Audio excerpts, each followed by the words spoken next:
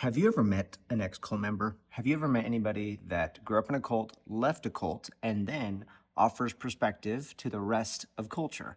Hi, I'm Calvin. I have 44 siblings, and after 30 years of conditioning, I escaped a cult, and now I talk about it and give cultural commentary. On today's episode, this is the beginning of a series of the Pod Cultured Boy where I'm calling it Coffee with Calvin, and this is to challenge myself a little bit to, it's just me and a friend talking as though we're just sitting down having coffee, completely unfiltered, very minimal editing. This is a challenge to push myself out of my comfort zone a little bit and just let conversation flow as they naturally do with friends, even if it's on touchy subjects like this episode. So I hope you enjoy. Please like, please subscribe. This is a new podcast, and let's get in the episode. Sip, sip. You're not going to believe this. Tell me. The FBI almost raided my apartment the other day, 2 days ago. How? And why? you won't believe who was involved. Who? Elon Musk and Trump. What do you? Because you went to their fucking inauguration. This is insane. Dude, I can't believe. I don't know if I can say this on the air, the exact word, but you know what this represents, right? The D word. You know what this is, right? It's a mushroom. What D word? I had a psychedelic trip. Okay. It was like people DMT? talking. Allegedly. I can't say. You know what? Actually, I did it on my birthday. Okay. The D word. Okay. Yeah. Well, now I know what it is. But Dude, I can't even tell you how insane it was. So you know how they say hero dose? Mm-hmm. This was, they should change it from hero dose to stupid dose. I had had too much, and I had such a bad trip. It was the craziest experience of my life. I'd never left my body or anything else like that. I was completely alive and awake and aware, but I was convinced that that my spidey senses were showing that my friends, and I was like in some sort of Truman Show thing. when was this? This was Sunday. Okay. When the FBI almost raided your house. Yeah. And And you were on. You thought the FBI. I thought the FBI was about to raid my house. You lost it. I lost my shit so hard. I thought, because I'm going on this trip that we're going to get into. We'll catch up on that. I thought that my stuff had already been tapped. People had been checking my text messages. People had been checking everything. And I was about to, anyway, I just freaked out. So I don't know what It's okay. You would have got Trump to pardon you. All good. All good. I literally was like, because I had written down okay, I'm going to say this. I think pardons are so funny. They're so weird. Mm-hmm. You can just by the stroke of a pen to be like, oh, everything that you did doesn't matter anymore. Yeah. That's so dumb. It is a weird thing. It's such a loophole. No, I'm thinking about the pardon thing because people are mad about Trump pardoning a bunch of people. Yeah. But at the end of the day, remember how Joe Biden was like, I'm not going to pardon my son? Yeah. He's still pardoning his son. And I'm like, at the end of the day, these people are still human, so they look out for their family and people closest to them. That's so true. It's people who support them. You want to be loyal to the people that are loyal to you. I agree with that, man. I've been thinking about that, about loyalty more often. I've been thinking about loyalty a lot. Yeah, you want to be loyal to those that have always had your back. But where does that go too far? Quick pause here. Thank you so much for watching. If you would do me a huge favor, please please subscribe. This is a new podcast. This is a new show. And I have a big trip coming up. I'll talk about that at the very end of the episode. But thank you so much for watching. Thank you so much for subscribing. And I would love to hear your thoughts. I know that you're going to think something differently than what we just came up with in the rest of this episode. I want to hear your thoughts. I'll be in the comments. So let's get back into it. No, you're right. But what's the point of being president if you don't have some powers that no one else has? Right? Some people, I remember I used to think that the president, what does this person actually do all day? Because the government's so big. There's these 3 branches of government, and there's too much stuff to do, and it's too complicated for one man to actually run the show. Mm-hmm. Right? You got all the staff. You get briefed on high level shit that's going on, but you're probably never really in the weeds about anything. Mm-hmm. So it seems like maybe one of the more powerful things you can have is having the nuclear codes kind of at your fingertips, and then hey, you have the ability to kind of just hand out pardons. Yeah. Because that's your superpower. Because you get elected to represent the people, and sometimes those pardons don't represent what the people want. But hey, you got elected, so the presidential power should have something that is like extremely powerful. Because that's the most powerful position in government.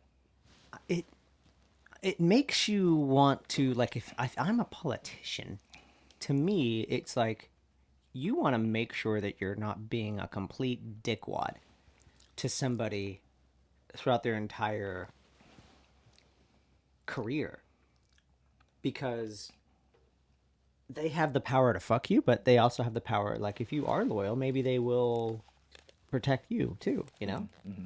How's your audio, by the way? It's good. I can hear you. Okay. It was over my ear for a second, so I was like, do I want to put it on Okay. fully? Okay. Mine was a little It's bit a little too loud. It's a little loud. Yeah, yeah. Is this on? Yeah, that's your audio. All right, let me. Yeah. Yeah, man. And then I think it's with this trip that I'm going on to makes me start thinking more about politics, and I don't know. I'd be just terrified if I was somehow caught in someone's political chess move, Yeah. because people do that shit all the time. I mean, what's the point of hostages if not political chess moves? Yeah. But with pardons, you think the president should have that power? You think they should just get rid of that? Probably.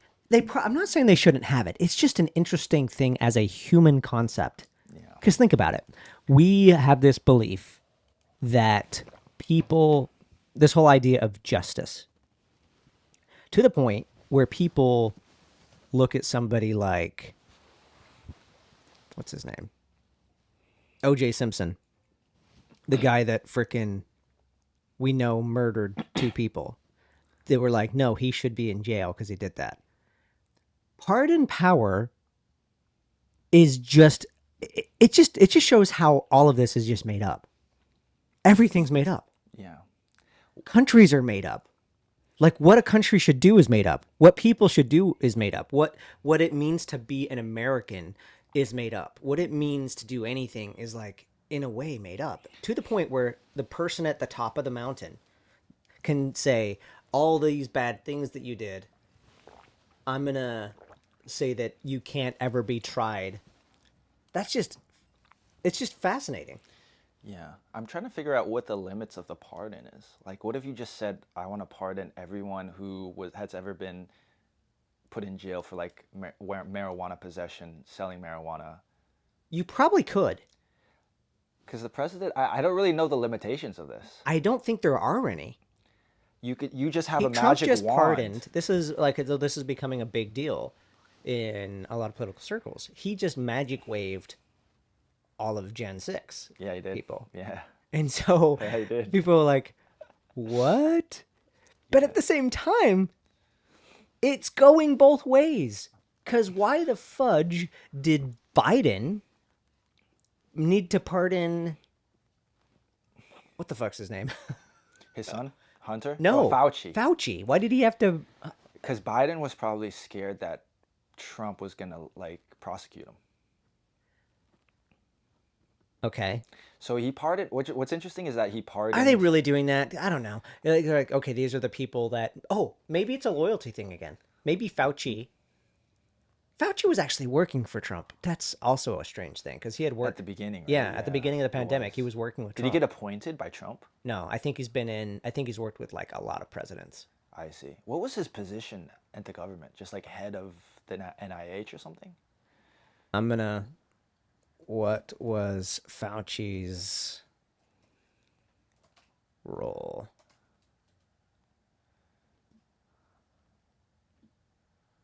Because I had never heard of this guy before COVID. Chief medical advisor to the president. To the president of the United States. Wow. I'd seen him before. Yeah. How many presidents did he go? Did you see people giving Trump flack because he pulled away Fauci's security detail? Yeah. And then did you see Trump's response? What He's did just he like, say? yeah, Fauci made a lot of money. He can, if you know, once you're out of government, you don't get security detail forever. You can just use your own money to hire security if you want. Do you? I mean, Which is valid. I I'm think like, that's fair. that is fair. Do But the response was pretty political. They're like, okay, you're pulling away security detail because you don't like this guy. everybody's doing that though? The Yeah, thing that everyone is has, doing the thing I'm kind of disheartened and fascinated the closer I've gotten to these political things. Like people are creating. This is what it seems like happens. People have their minds made up already about people.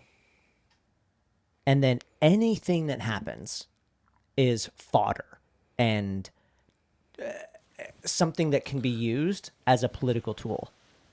So any action that Trump does is fodder for how corrupt he is fodder for how it's going to ruin America.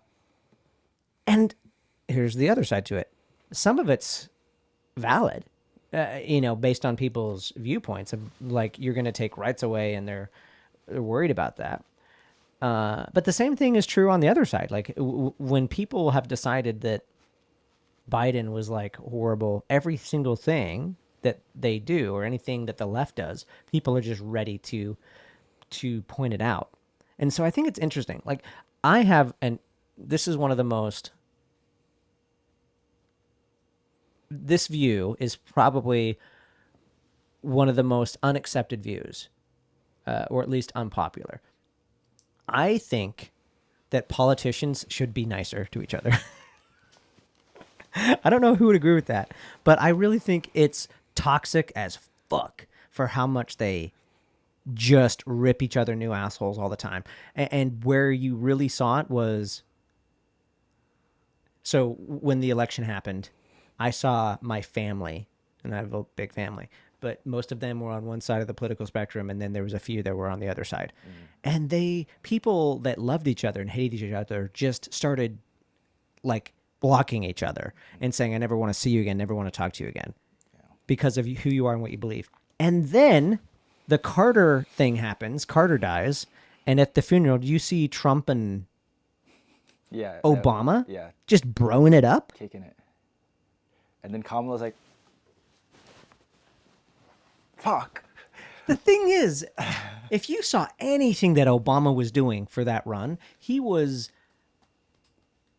I mean, I like Obama generally as a person. I like to actually hear what he said, what they were saying to each other, because Trump posted a video of them like some stupid voiceover, and I was like, bro, he's such a troll. Yeah, that's exactly what they said. Yeah, because they're both laughing. I'm like, how are you shooting the shit with each other? Because both of you guys were talking so much shit about one another for months. Dude, Trump was saying for like, years that Obama wasn't a real American. He was a birther. He was one of the birther guys. And then Obama goes on the other side and is feeding into this Nazi narrative. Yeah. No, but to go back to your point about I actually think that politicians in America have so much vitriol towards each other is part of the reason why politics can be as discussed and as important as it is here, because people have such strong values on both sides that it actually creates an ecosystem where you can come together and be like, okay, we need more moderate points of view. Yeah. Because there's no check. I feel like Republicans check Democrats and Democrats check Republicans. Usually, I think that's breaking down. This is why I think we have to have some level of respect.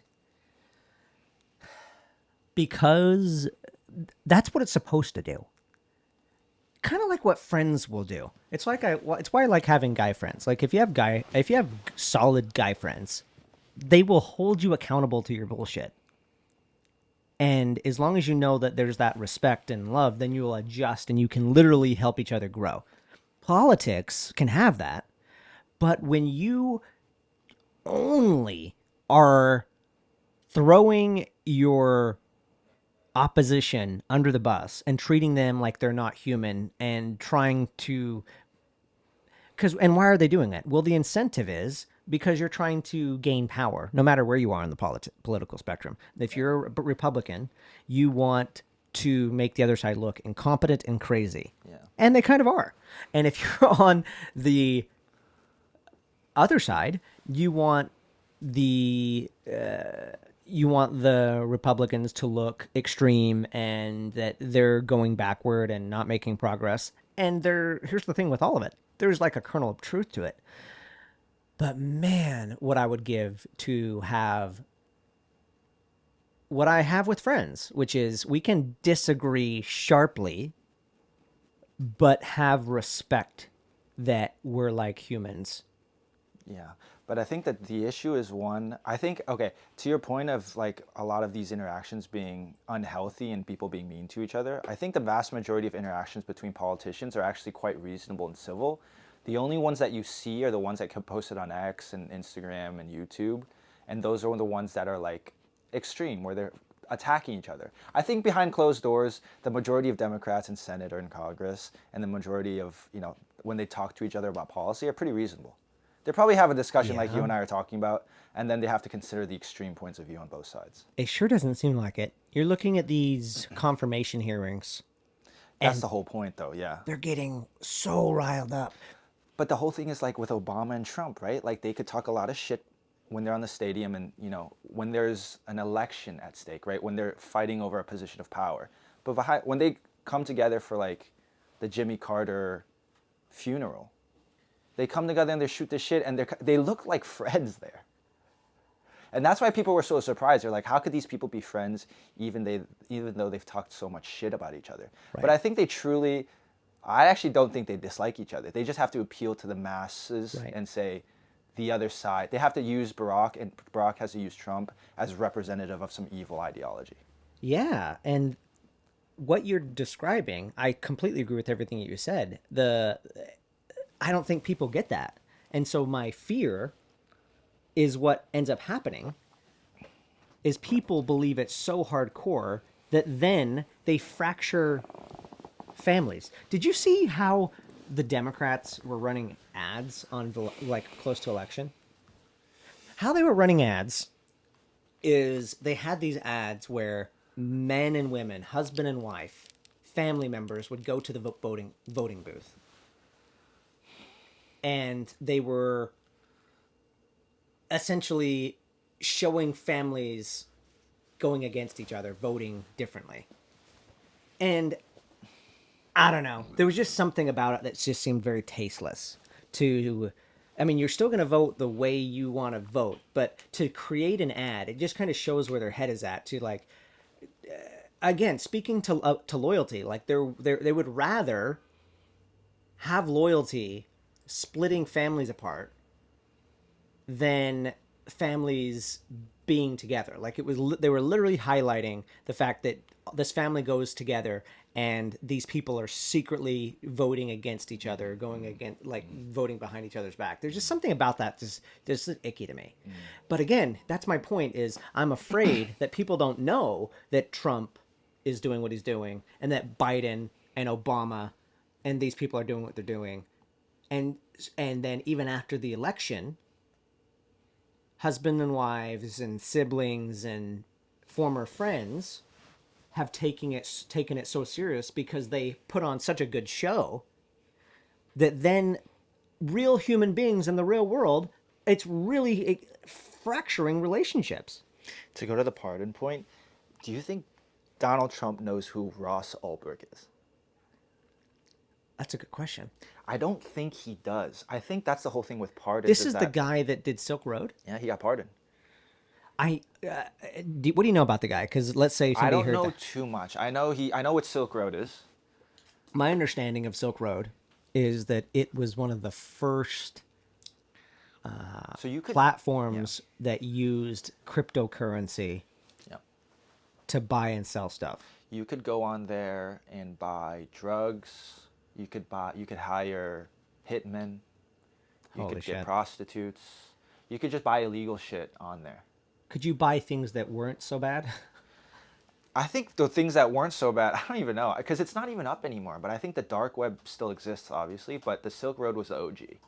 Yeah. And they put him in jail because, you know, they put a bunch of charges against him, like narcotics dealing, whatever, like, you know, wire fraud, all this shit, because he set up this website or this platform for people to exchange goods and services which weren't legal. People ended up using it for, you know, some black market shit. Yeah. You know, buying shit with cryptocurrency, can't be traced, buying drugs. That's humans, though. But the thing is, Trump pardoned this guy, right? I don't think Trump knew who this guy was until someone in his administration was like, who has some sort of special interest with crypto, or A lot of people in crypto like the guy. like, exactly, they loved him. They're like, this guy should have never gone to prison. And he was going to be in jail for his entire life. Right. So that's what I think is like, Trump doesn't know every single person he pardons, but I think people around him that he chooses as his closest advisors come to him with people that they pitch him are like, this is a guy you need to pardon. Yeah. Right. So if you're President Trump, you have no idea going in. Maybe you have an idea of a couple people like J6. You're like, I'm going to pardon all these guys. These guys. Yeah, you kind of have to if you're him. Like, see, here's the other thing: the bouncing back and forth. Speaking of the J6 thing, during COVID, everybody, like, this whole movement became defund the police. Yeah.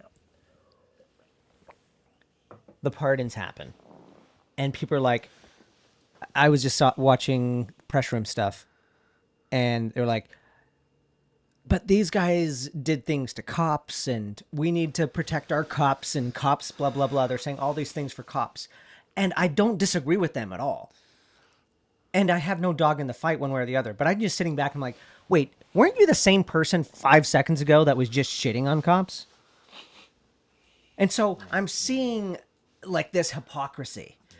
And it just shows that people don't really have, like, their core value is winning against the other side. No, you're right. That's a good example, because people who were supportive of the J6 pardons, the Democrats were like, how could you support these pardons? These guys actually injured cops. And you were the same people that were like, if cops got hurt, you know. You supported getting cops hurt. You called cops pigs. Exactly. Cops were being pigs. Like, we were trying to take money from cops. We were trying to make cops the bad guy with every single, especially if race was involved. My gosh, if there was some racial component and cops were involved in 2020, and since then, I mean, here in New York, it happens all the time. Cops are just disrespected as fuck. But everyone's a hypocrite. I think at the end of the day, both sides are hypocrites. Like you said, they just look out for their own interests above, like, there's always exceptions to the rule. Do you think people know that, though, about themselves? Yeah, of course. I would say I know I'm a hypocrite. It's like everyone's not perfect. Everybody's not perfect. So, I'm probably like, a hypocrite. I feel like most... I don't want to be, though. Yeah, you don't want to be. And there are always, like, circumstances which, like, there's more nuance to the situation than just saying, oh, you're anti-cop. Right? Like, if you are a Republican and you supported pardoning the J6 people, you can still support cops and pardon the J6 people. I think there's still, like, similar lines of logic there. Even though some cops got injured, people are like, okay, you were protesting against something you thought was an injustice in the election system. Yeah. Gen 6 is so fascinating. I think obviously it shouldn't have ever happened. Yeah. I think I have a strange view on it because I know people that were there. That's so strange to say, but I have family.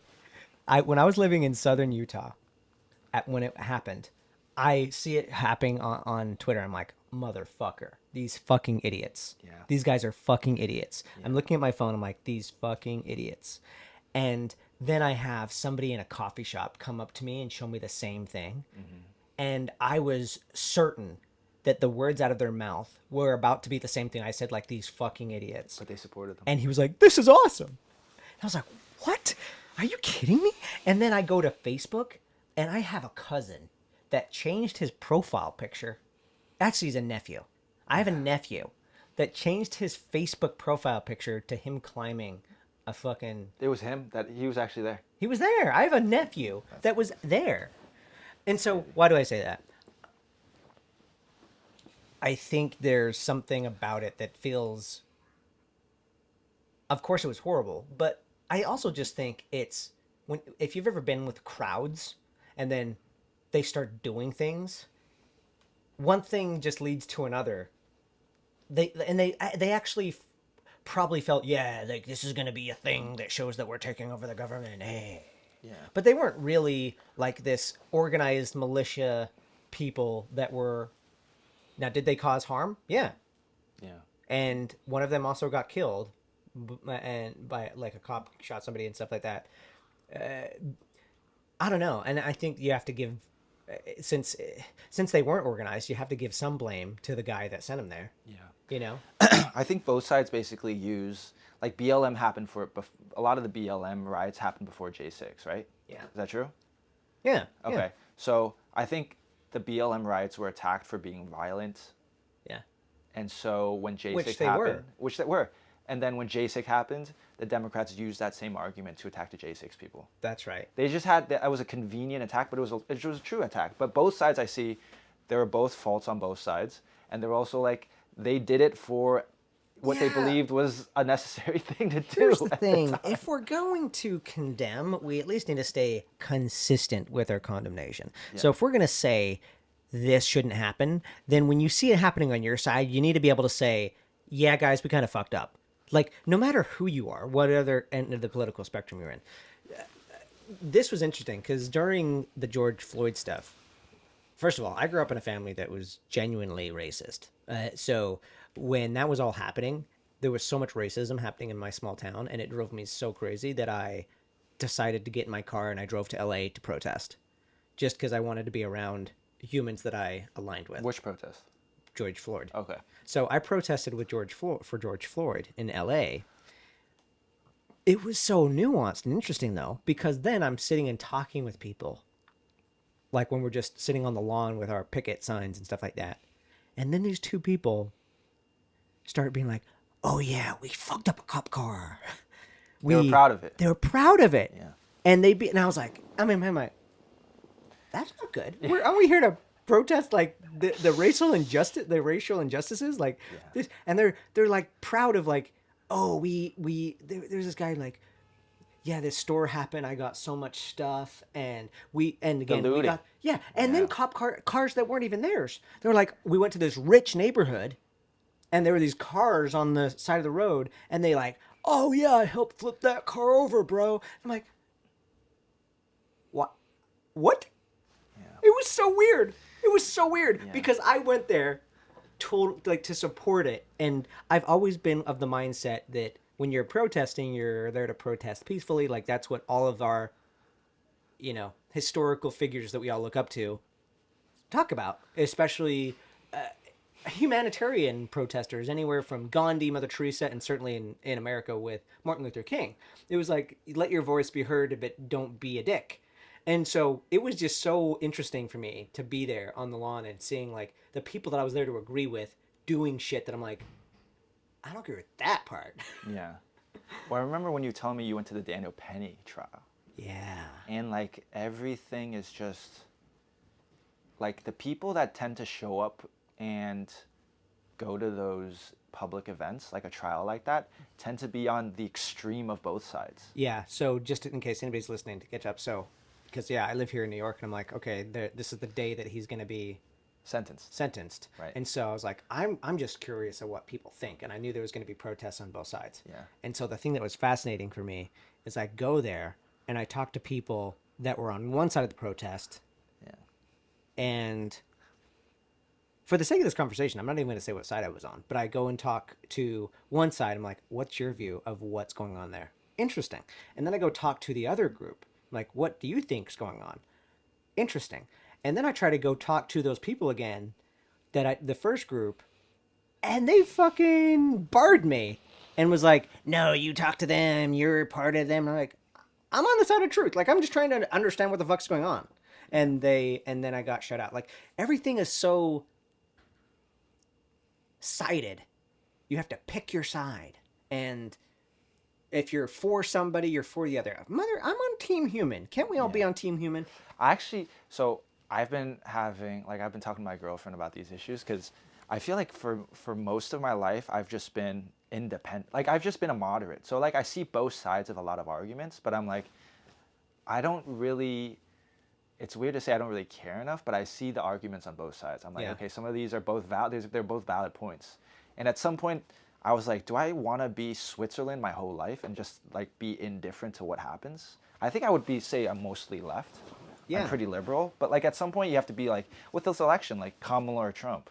And I was like, do I want to just want to be indifferent to this? Because so many people, I feel like the vast majority of America was like either on one side or the other. This is my take. I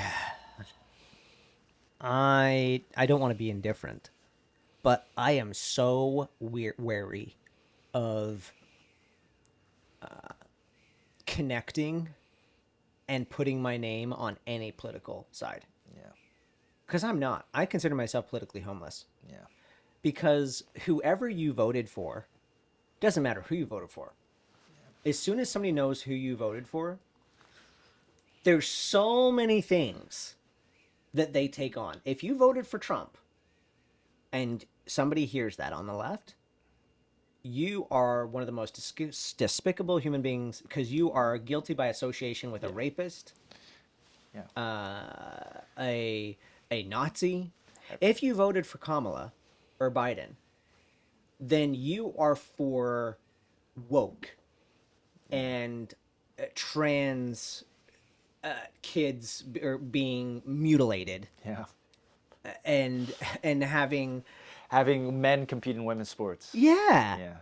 And so it's, I don't know, man. It's so hard for me to say, like, this is what I mostly agree with. The thing that I like to find the things that we all agree on. And can't we all say we think people should get to be free to do whatever the fuck they want to do?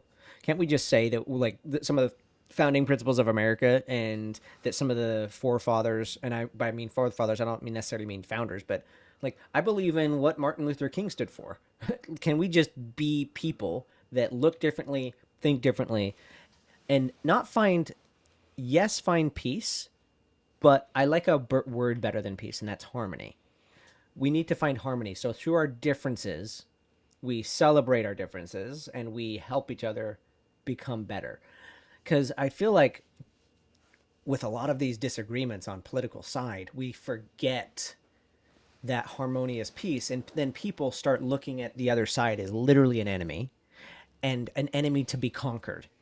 But nobody wins when you do it that way. Yeah. We think that if there are people that actually think if there were no Democrats, America would be great.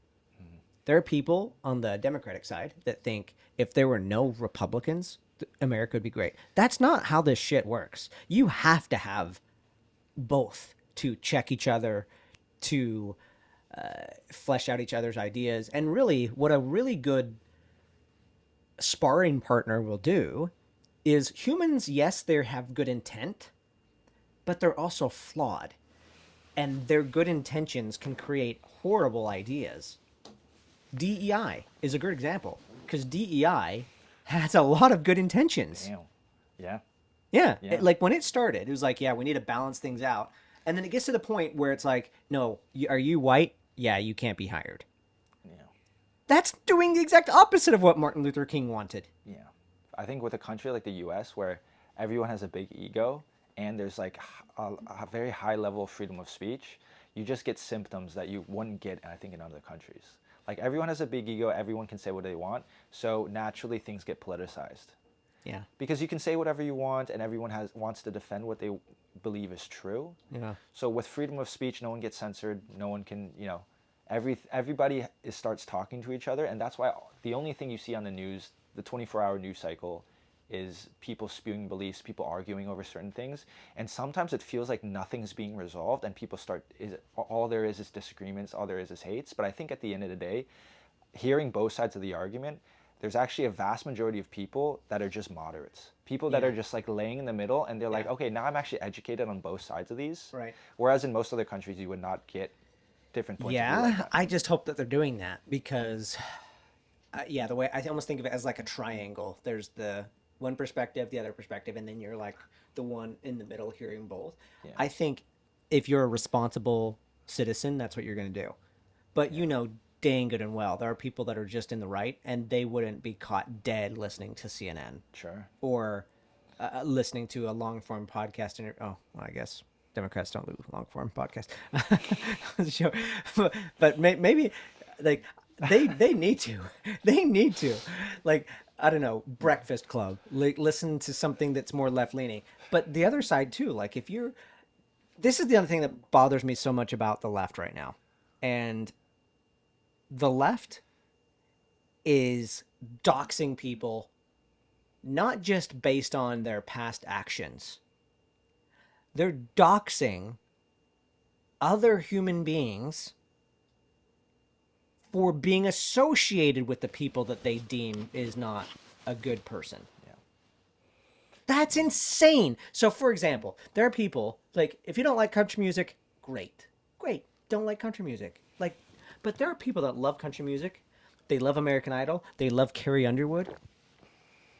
And then because Carrie Underwood sang an American song at an American event, the inauguration, Yeah. she got doxxed and canceled. It's like, what the fuck are we doing? Yeah. That's insanity. That's so dumb. Like, that is, like, from a left perspective, that is so not what the left has been over the decades. I think partly why Trump won is that, like, generally now in America, I think with People are sick of it. all these platforms like Twitter, people are online, always seeing what people are posting, people are trying to be sensationalized with reels and trying to get clips and highlights, is that you'll have political ideology swing from very, very woke, which happened in like maybe in the 2010s, and then there'd just be an overcorrection, like Trump getting elected, you know, one was like very, very DEI, and then you're seeing the pendulum swing to the other side. No DEI, trans rights being, you know, like quote unquote restricted, birth control being restricted, and all this kind of stuff. And then I think after Trump, the pendulum's gonna swing back. I hope so, because you also see some of the things that were under the, I don't know, under the rug. Because in a lot of ways, like in especially in New York, people, the thing I love about living here is you're exposed to so many different kinds of people, so many different kinds of ideas, and generally speaking, people are tolerant. I just wish we'd get back to that, but it's just crazy. I saw a lot of people were like, okay, immigration issue, and it's again, we could have a whole episode just on immigration, because there's so many. America is founded on immigrants. Your parents are immigrants, right? So your parents are immigrants. There's a lot of my friends are immigrants. I kind of feel like an immigrant because I like just living here from where I come from. And even immigrants, I have some of my most interesting conversations since the election have been with immigrants that voted for Trump. Like, it's so wild having a deep conversation with this Uber driver and why he voted for Trump. A lot of immigrants are really conservative.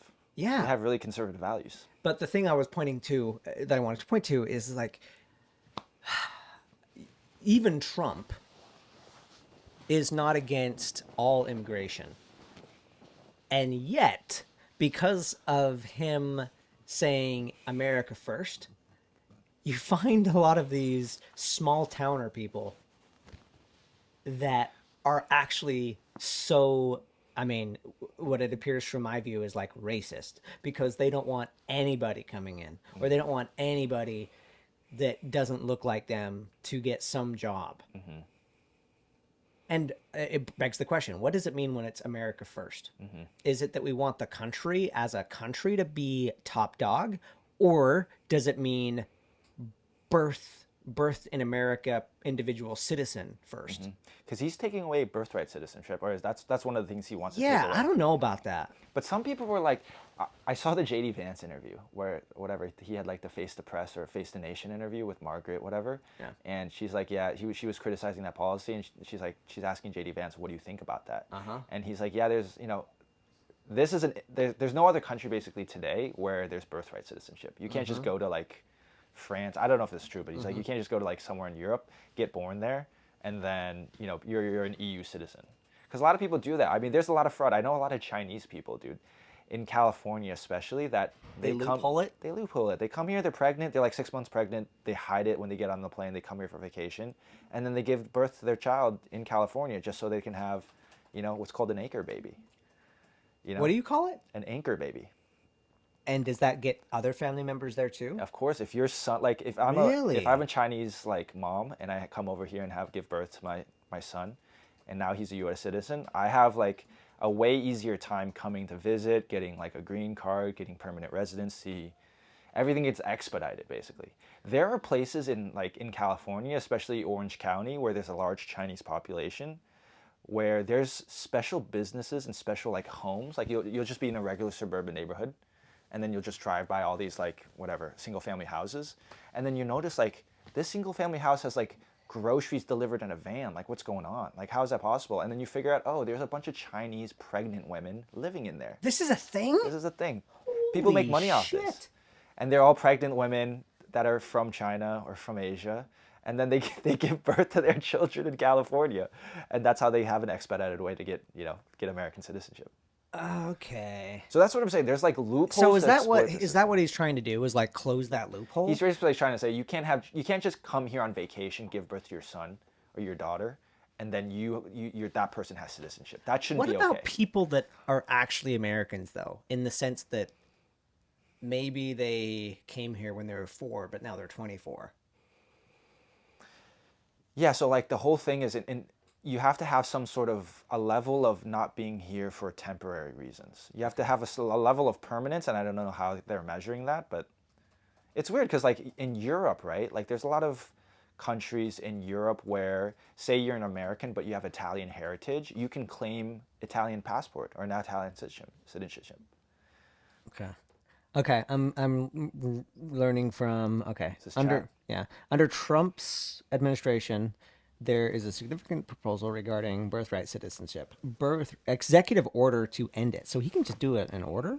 No, but that's going to get litigated. Like, there's a bunch of like judges that stopped it or something. Okay. President Trump signed an executive order with the intent to end birthright citizenship for children born in the United States to parents who are not U.S. citizens or lawful permanent residents. This order aimed to reinterpret the 14th Amendment Citizen Clause, specifying that only children with at least one parent who is a U.S. citizen. Oh, interesting. So they could still do it, but they need to have at least one parent who is a U.S. citizen or legal permanent resident would be granted automatic citizenship. Okay. Yeah, okay. I don't know, man. I don't know what my opinion is on this. I need to think about it more. Yeah. Because it's a weird policy. I don't know. I'm on the side of humans, and I think humans that want to live in America and have done the things to be here in America, and I think they should get to.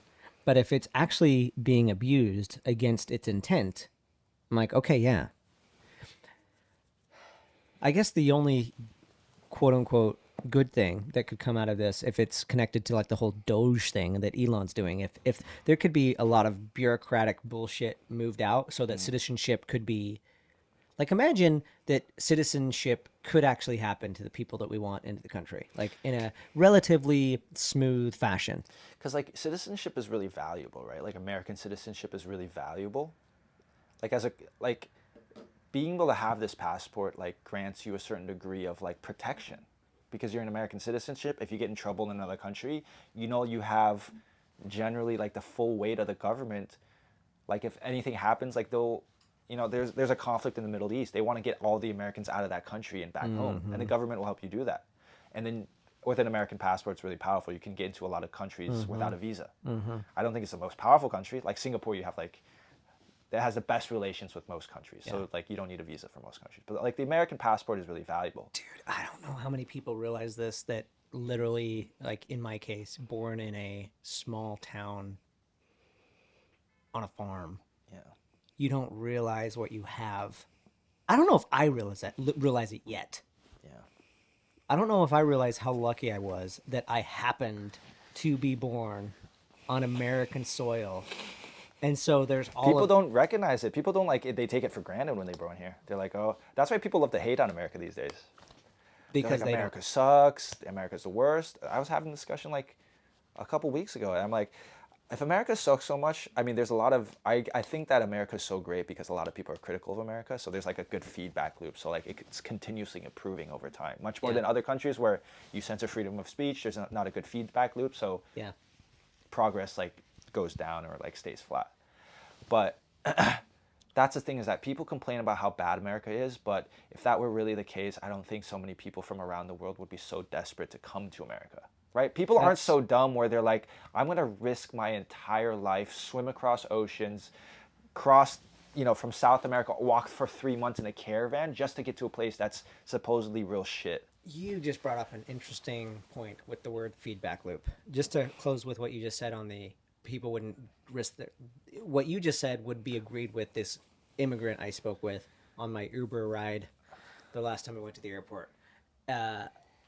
He thinks that a lot of Americans are idiots, and we need to travel more to realize how much good we have here.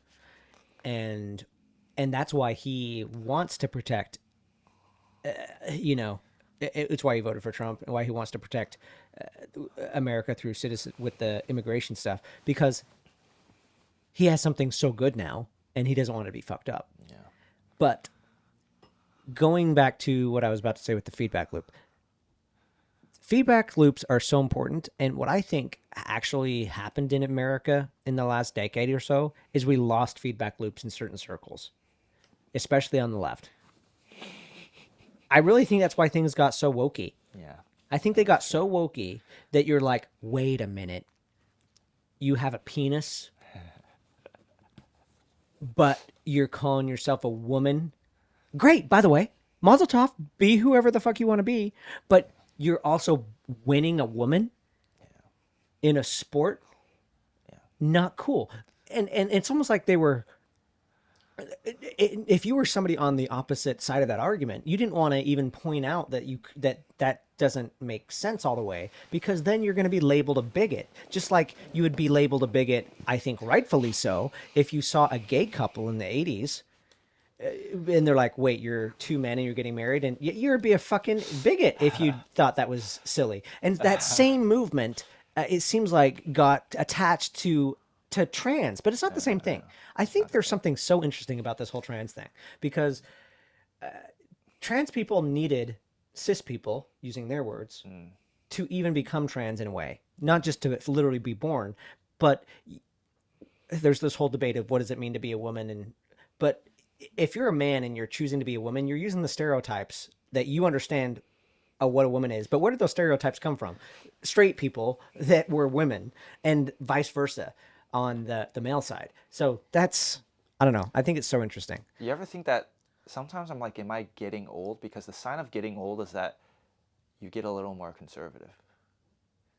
That's what I think. It's like, if I were born in 2005 and I'm in high school right now or something, or I'm just going to college, maybe I'd be really woke. That's a good question. You know what I'm saying? I'd be really woke. I'd have a different point of view. But I'm 29. I'm still, on aggregate, very, very young compared to most of the population. I'm like in my 20s. But I feel like, I don't know, man, because when I think about people that are super dogmatic on any side, I'm not for dogma at all. Yeah. And I look at people that have liberal views from the 60s, 70s, and 80s. And even now, there are some people that have stayed liberal. I mean, I can't speak for you, but I'll speak for me. I'm like, I don't think I'm getting more conservative. Yeah. I think I'm getting more just willing to point out and like, no, that's silly. Like, again, I want anybody to be whoever they want to be. But here's a point. Let's talk on the trans thing. But should a 7-year-old be given hormone blockers when the 7-year-old can't get a piercing? No, yeah, I agree. Until they're like 18 or whatever, or parent, like, this is what it seems like it happened. And it almost had, I can see the good intent. It's like, don't be a fucking asshole and be backward. If somebody is gay, let them be gay. They're using that same logic with, if this person is really a female born male, let them do that. Yeah. I get that. I get your logic.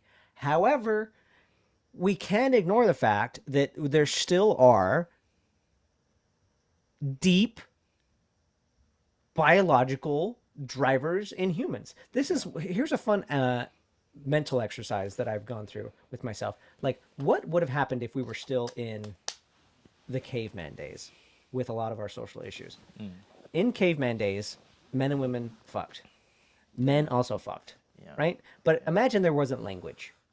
How do you be trans?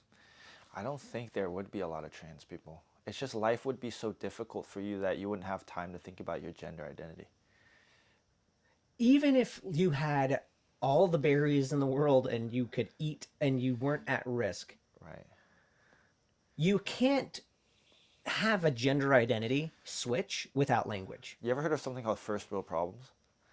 This is Yeah. like I think this is like a rich okay. first world problem. It's like Yeah. I think a lot of countries, like only in the West, I think is transphobia, transgender rights a very prevalent issue. And I'm not trying to say there are no transgender people in like developing countries, but I think it's less of an issue and less young kids are coming out as transgenders because life is just more difficult and they have like not your Pavlov, what is it, like your hierarchy of needs. Yeah. Right? If you don't have food and you can't go to school and you're like your life is really hard and you have to shit like 2 miles away and you have to fucking get water in a fucking pail and bring it back home every day, you're not really thinking about like, oh my god, I don't feel like a boy and like I want to look like a boy, Right. or I want to feel like a girl, so I want to chop my dick off. Yeah. Like you kind of have other problems that you got to deal with. Yeah.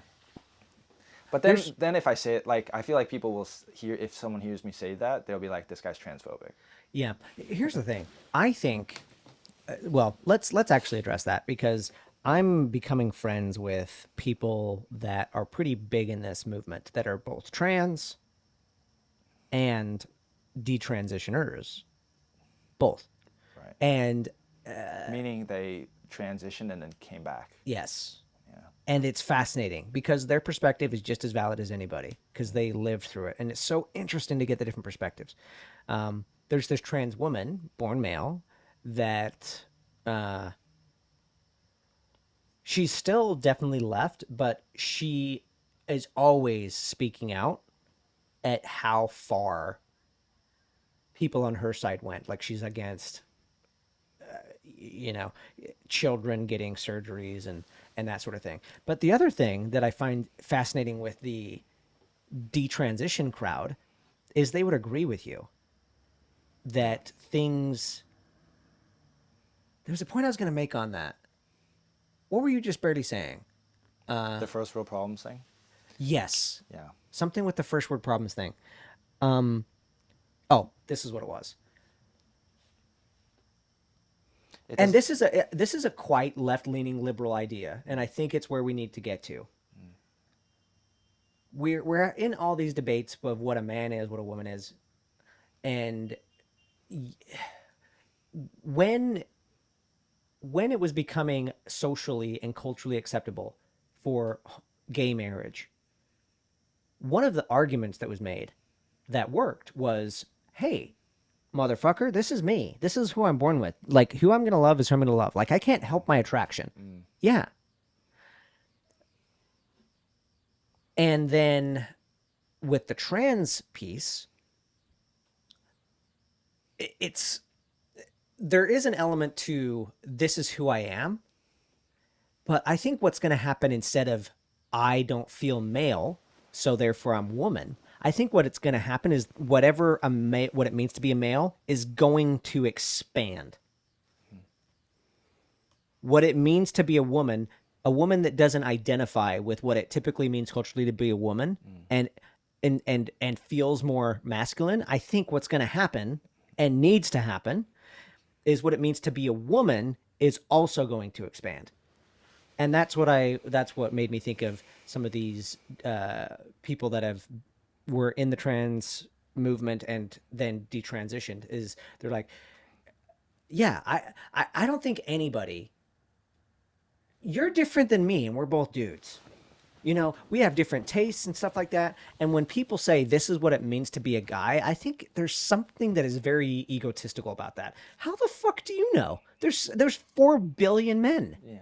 when somebody says women should do this, this is how women are. How the fuck do you know?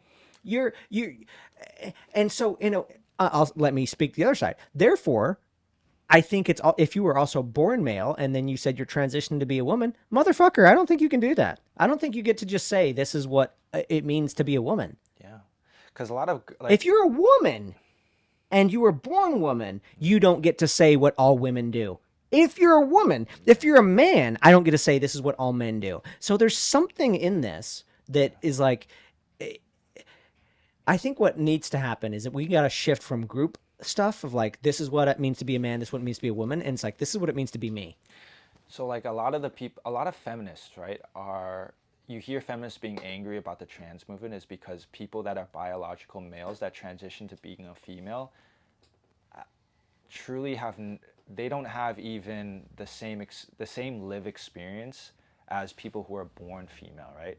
They think, like, a lot of feminists think that trans females, so males transitioning to females, taking on the female identity is an insult to feminism. Okay. Because they're like, you've been a boy your whole life, you've been a male your whole life, especially if and you can't just say, oh, I'm a boy, I'm a girl now. And like, there's so much irony in that too, because I did some stats. I was like, what makes up the most? And anybody listen to this, you can fact check me. But I was looking at the statistical makeup of who makes up the bulk of trans people, and the stat I found was 55% of all trans people were born white men. Mm. That to me is kind of ironically funny. Is this in America? I think it was worldwide, but let's just say it's America. Let's say it's America. There's this entire debate, especially around feminism, about white men controlling everything.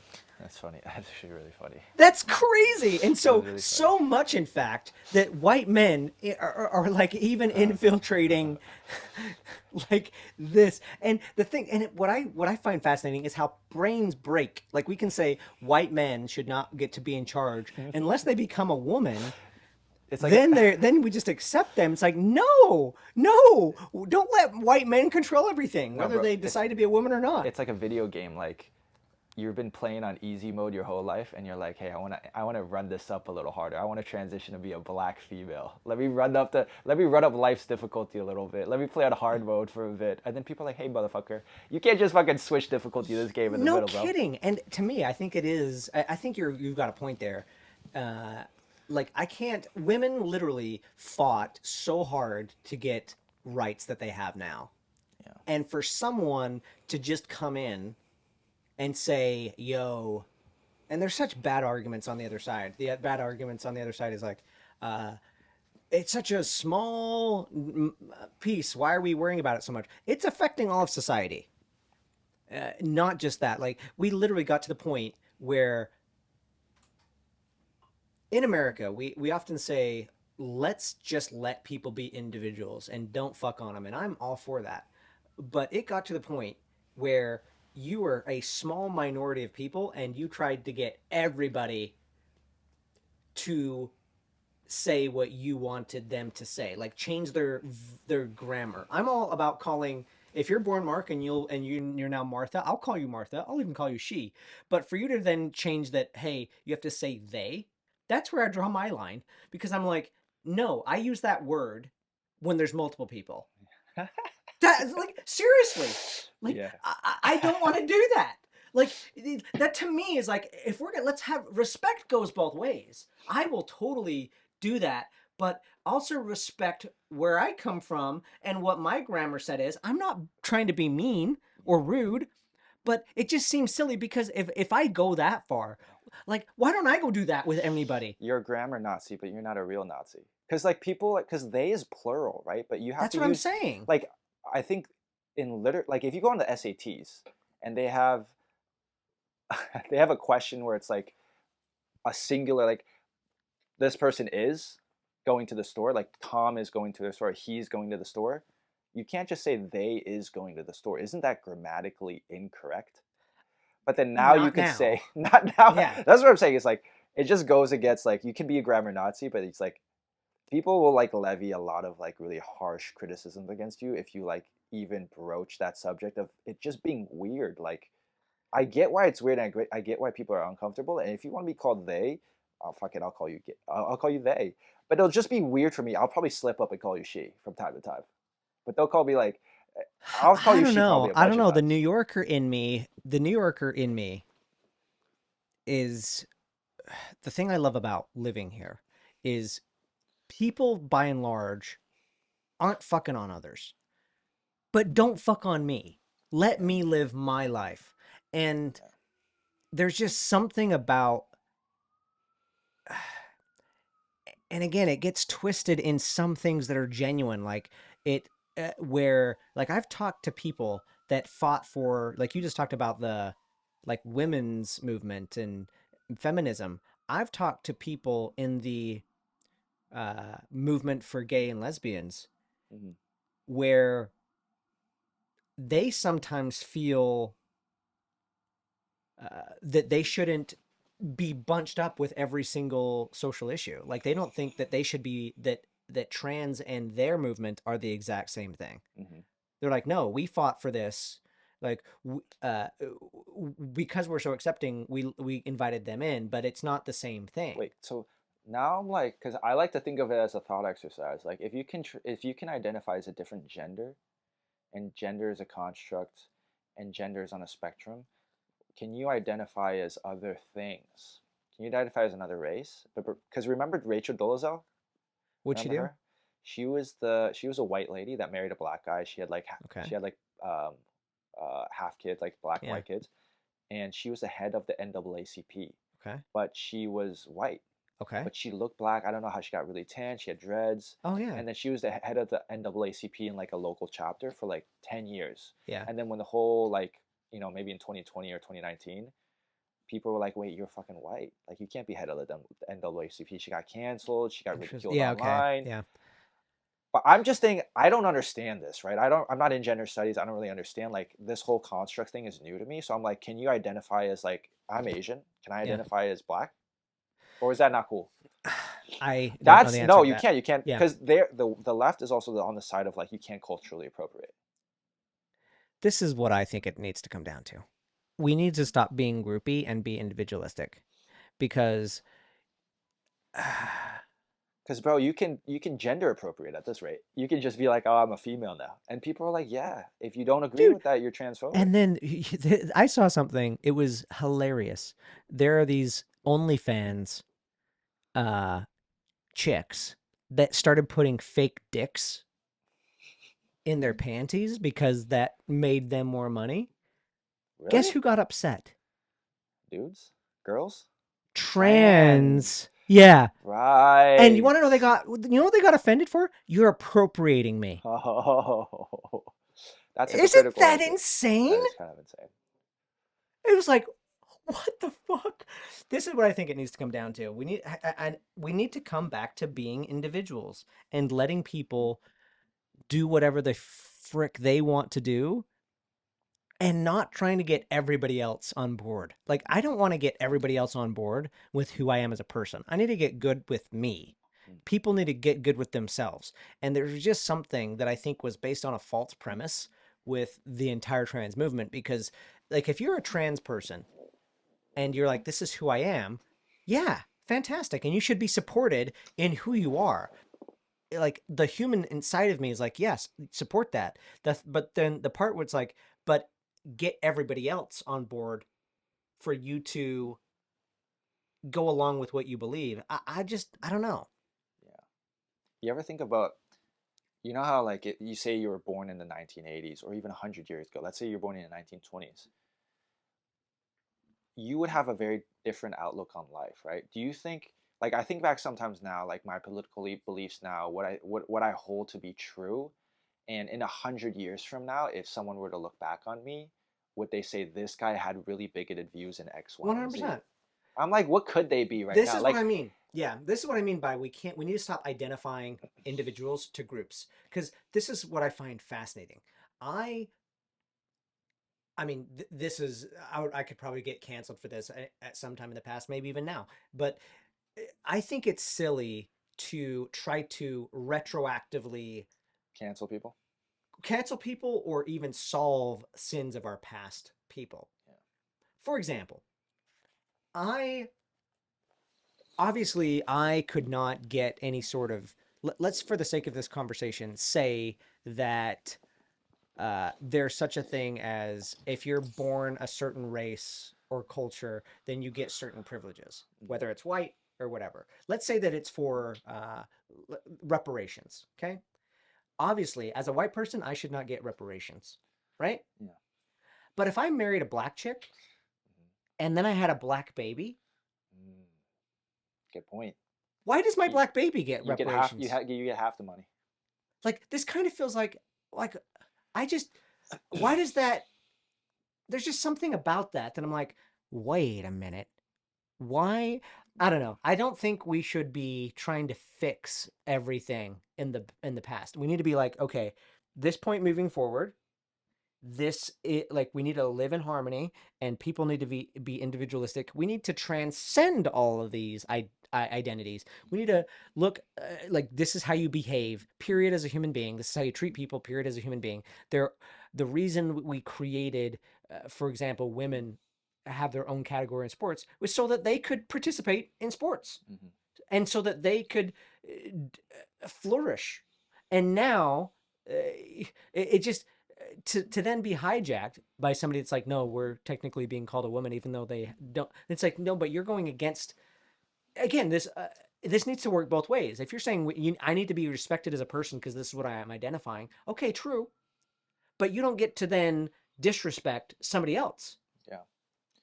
I mean, I think people just don't consider what all the different externalities of implementing, like, transgender, letting people identify as whatever they want. There's a ton of cascade effects that could happen on I'm fine society. with identifying whatever you want.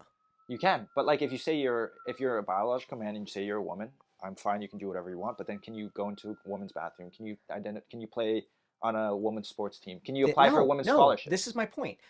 Be who you are, but that's where I'm drawing the line is when you are inflicting who you are onto other people's things. Yes. Because I can say I'm a woman, but why is there even a separation between men and women's bathrooms right now? That was for women. That was something that women wanted so that they felt safe. Okay, if I put a wig on and say that I'm a woman, but that person that created that space says, "Yo, I love you, I trust you, but whatever, this is my space." I shouldn't get to go fuck on them. Yeah. So, well, that was my point, is that because you But allow I can still be who I'm going to be in my spaces. this is what I'm saying. If you allow that identification change to happen, so anyone can identify with whatever, and there's no strict definition on what a woman is, or what a man is, or what a female is, or what a male is, then the negative cascade effects are those things. Who can use the bathroom? What are the definitions of what a male bathroom is, or a female bathroom is, Yeah. or what a female scholarship is, or what, like, how there's scholarships that only like black people can apply to, or Asian people can apply to. There's all certain things that, like, Yeah, I think a lot of this is going to have to be rethought over the years. yeah. Like the whole point of creating these things was to create a better society, a more equitable society, pull people up that didn't have the right chance. And we need to remember the original intent with a lot of these things. And then, to your point, check the feedback loop to see if it's actually accomplishing what the original intent is. Because what ends up happening is a good intent starts a thing, but then people get dogmatic about it. Yeah. And they think that if somebody's having a different idea, that they're against it. We almost need to, in a lot of conversations, even politically, I don't like arguing politics. It's so useless usually. You need to get down to what matters to you. What what values do you have? Because what you're going to find is a lot of human beings have a lot of very similar values. Just the way it then manifests is very different. Yeah. People love their family, people love their children, but the way parents raise their kids are going to be way different from one family to another. Unfortunately, I think a lot of things in life are a zero-sum game. So if you elevate a certain segment of the population, you're taking away something from another set of the population. And I think that's where people get angry, is that I think historically certain segments of people in society have been excluded from participating or being able to do Every things. reaction has a reaction, and people don't know the reaction. Exactly. So like if there's a, in college or at work, there's only a certain segment of people that will get hired or accepted into that Yeah. school. So Yeah. if you elevate, underprivileged people, you're taking away from otherwise, very, very qualified people to get into those same seats. Yeah. And then what are your definition of who's underserved or who's, underprivileged or Yeah. who's marginalized? That's a very like wonky definition. Everyone has you can doing based on income, based on historical race, based on gender. Like these are Yeah, different but then you variables can that be in that, and you see how that just breaks down, because you can have somebody that, lives in a poverty stricken area of the Bronx, yeah. and then you can have Morgan Freeman, you know. Do you elevate the rich black kid or the poor white kid? Right. It's impossible to like there's no This is why ultimate I think it's solution. so stupid to focus so much on group. We're trying to even out the group. Do you need to go? No. Okay. We're trying to even out the group of like white people in the past have this much control over things, and so we need to balance the scales. That's not real in a way. Like you can't you can't treat individuals that way. It's just so silly. Like even if you're raising up uh I need to get clear on what I'm trying to formulate, but I just don't see how that helps individuals to treat people from a group dynamic, because everybody has different goals and different intentions in life.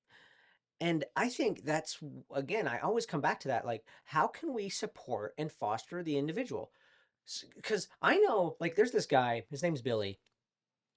He's this black kid, black dude, that's killing it in San Diego. Like, has millions and millions of dollars, does funny skits. But we have these silly notions of like, if you're black, you you are inherently going to be, you don't have the quote unquote privilege and stuff like that. But then that becomes a narrative that gets in people's way and gets in my way. I'm like, wait a minute, who's, again, to your point of like, who is the more under who's the more underserved? Is it a white kid that lives in a trailer in Nebraska, or is it this black kid that had the right type of mentorship and mindset? And don't we want both sides, and where anybody is, to have those things? Like, no matter what you look like, have the right information, have the right type of mindset. And the other thing too is I feel like we forget progress that we make, and we focus so much on the differences. We see like, oh my gosh, there's this many rich people and they're underserved, like fuck rich people. It's like, why can't we celebrate success and actually show, like, it doesn't matter where you start. If you have a phone and you have some ambition and you have a desire to change things and you have a desire to make your life better for yourself, for your family, for society, you can grow and support people that have that, no matter what you look like. Yeah. Yeah, People it's people at the end of the day are self-interested and they either serve their own interest or I think what they think their virtues are. So like I think a lot of people want affirmative action and I think it was done out of good intentions and right. inclusivity, right? But like as an Asian American, I was like, this is actually not benefiting me Okay. or Why? my peers because affirmative action basically was elevating underrepresented minorities either in schools or in like in companies, right? And basic Asians are actually overrepresented. Okay. Where like Chinese people, for an example, maybe like 5% of the population, but in like elite universities or in like Fortune 500 companies, they make up a larger portion of those companies, like 20% or something. Of Yeah. software engineers are Asian. So to get into those corporations or to get into those schools, the the bar to meet is much higher than it otherwise would be for other minorities. Yeah. So as an Asian American, I'm at a disadvantage. I'm like, just because of the color of my skin, I have to get 200 points higher on my standardized test, write this much better, or, To beat out another Asian, or why? to beat out blacks or Got Hispanics or it. whatever. Okay. So from that end, I'm like, okay, it doesn't benefit me. So I'm a self-interested individual, and I like to elevate my ethnicity. So I'm like, I don't think this is fair towards But me. are you doing it to elevate your ethnicity? You're not doing it for the team of Asians. You're doing it for Also for Anthony. myself, exactly. Yeah. But also, now that I'm no longer here, I'm no longer in school. I think back to myself in school, and I still think, okay, if those affirmative action policies were still there, do I think they would be fair? Yeah. The other thing that you're making me realize is in true equitable societies, it's going to look unequitable. Meaning, because people are wired differently. There's the stereotypical, like, Asians good at math. Yeah. So if you are that, the people that are that, they're going to gravitate more to uh, spaces where that's the case. And if you see that, and if you see certain segments of the population that is 90% Asian, should we be upset about that?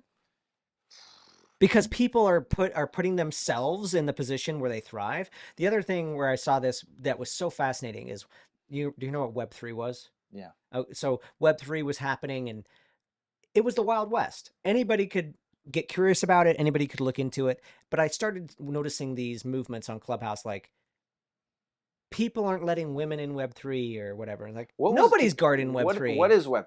Actually, I know it as a Web3 concept, but I don't really Web3 understand it. is Web3 is this uh, decentralized. It's basically the blockchain, and the blockchain is what cryptocurrency like Bitcoin and other things run on. But it's also what it also was like NFTs. Uh, anyway, I still think it's going to be something that will, especially when you pair it with AI, is going to be something in a major way. But just going back to the comment though, if we really believe that people are inherently different, like you're wired differently than me, uh, women are wired differently than men, and even a grouping of 100 women are going to be wired differently from each other, Mhm. and we give people the best chance to do things of their own wiring, wouldn't we expect to see inequality happen through that equality? Like, give people the best chance to do what is in their best interest. It's also interesting to think that there are genetic differences between males and females, right? But I feel like if you were to talk about genetic differences between races, you'd get canceled immediately. But there's always Yeah, this age-old debate between nature and nurture. The stereotype that Asians are good at math, is that a nature or a nurture thing? that's a good question. I think I read some things on it. I think it's nurture mostly. For sure, I think for sure it's mostly nurture. But there are Yeah, certain things like there are biological differences even amongst races. yeah, Like, if you look at a medical history of people, like a study of a American population in terms of health outcomes, there are biological differences between Latinos, how they're built, height, mm-hmm, weight, hip dip, certain like health issues, certain pop up among certain subsets of the population more frequently than others. mm-hmm. Is that a nature or nurture thing? Like, do people that have certain genes and those genes are expressed in people that have Asian heritage or European heritage lead to different outcomes in muscle mass, intelligence, hair type, And are you a height? bad person for noticing it? Exactly. Are you a bad person for just saying it's because of genetics? It's because like you're born, like certain people are just born with like different tendencies to do better in certain realms and Yeah. better not as good in other realms. Like the whole thing with DEI was like you have to like be equitable in just like in work and in school, right? So that's why there was affirmative action in elite universities and affirmative action in like corporations. But like sports there was never affirmative action for. Well, I yeah. always, bro, I You always don't. wanted to play in the NBA. There's Yeah. not going to be a DEI initiative to get Asians in the NBA. Yeah. Do you know what I'm saying? Sports was the last realm of like true meritocracy. Yeah. They're like, how fast can you run the 40, bro? If Yeah. you can't dunk the ball, I'm sorry, bro. You can't be coming in here. Yeah. Then I'd be like, no, there's systematic racism against Asians, bro. I'm like, bro, you can't dunk this fucking ball, bro. That's Yeah. why you're not in the NBA. You can't dribble. You're too slow and you're too small. It's so interesting. Society certainly has all of these, Yeah. shall we say, I mean, uh, it, it has these good intentions, and then it also has these what's the word? I think it's an H word. Hypocritical things. Hypocrisies. Yeah, like there are some things that it's okay to talk about, but then there's other things that aren't okay to talk about. Yeah. For example, everybody should get to be who they want to be. Like body shaming is a thing. Like there's this whole thing in the news of this girl suing Lyft. I saw that the rapper from She's Detroit. 500 pounds. She's huge. She's so big, and it's like I don't know. There's this whole like you can in certain businesses, people can decide to refuse service to anybody. Can Does it fit under that? It's like, should we treat everybody equally, even if they're not equal? If they're 500 pounds, I don't know. And then, but then again, we talk about body positivity and treating everybody equally. But is it really body positivity for everybody, or is it just for women? I wonder what Because she called a lift share. what? If she called a regular lift, 500 pounds is basically the equal weight of like 4 people getting in the car. Yeah.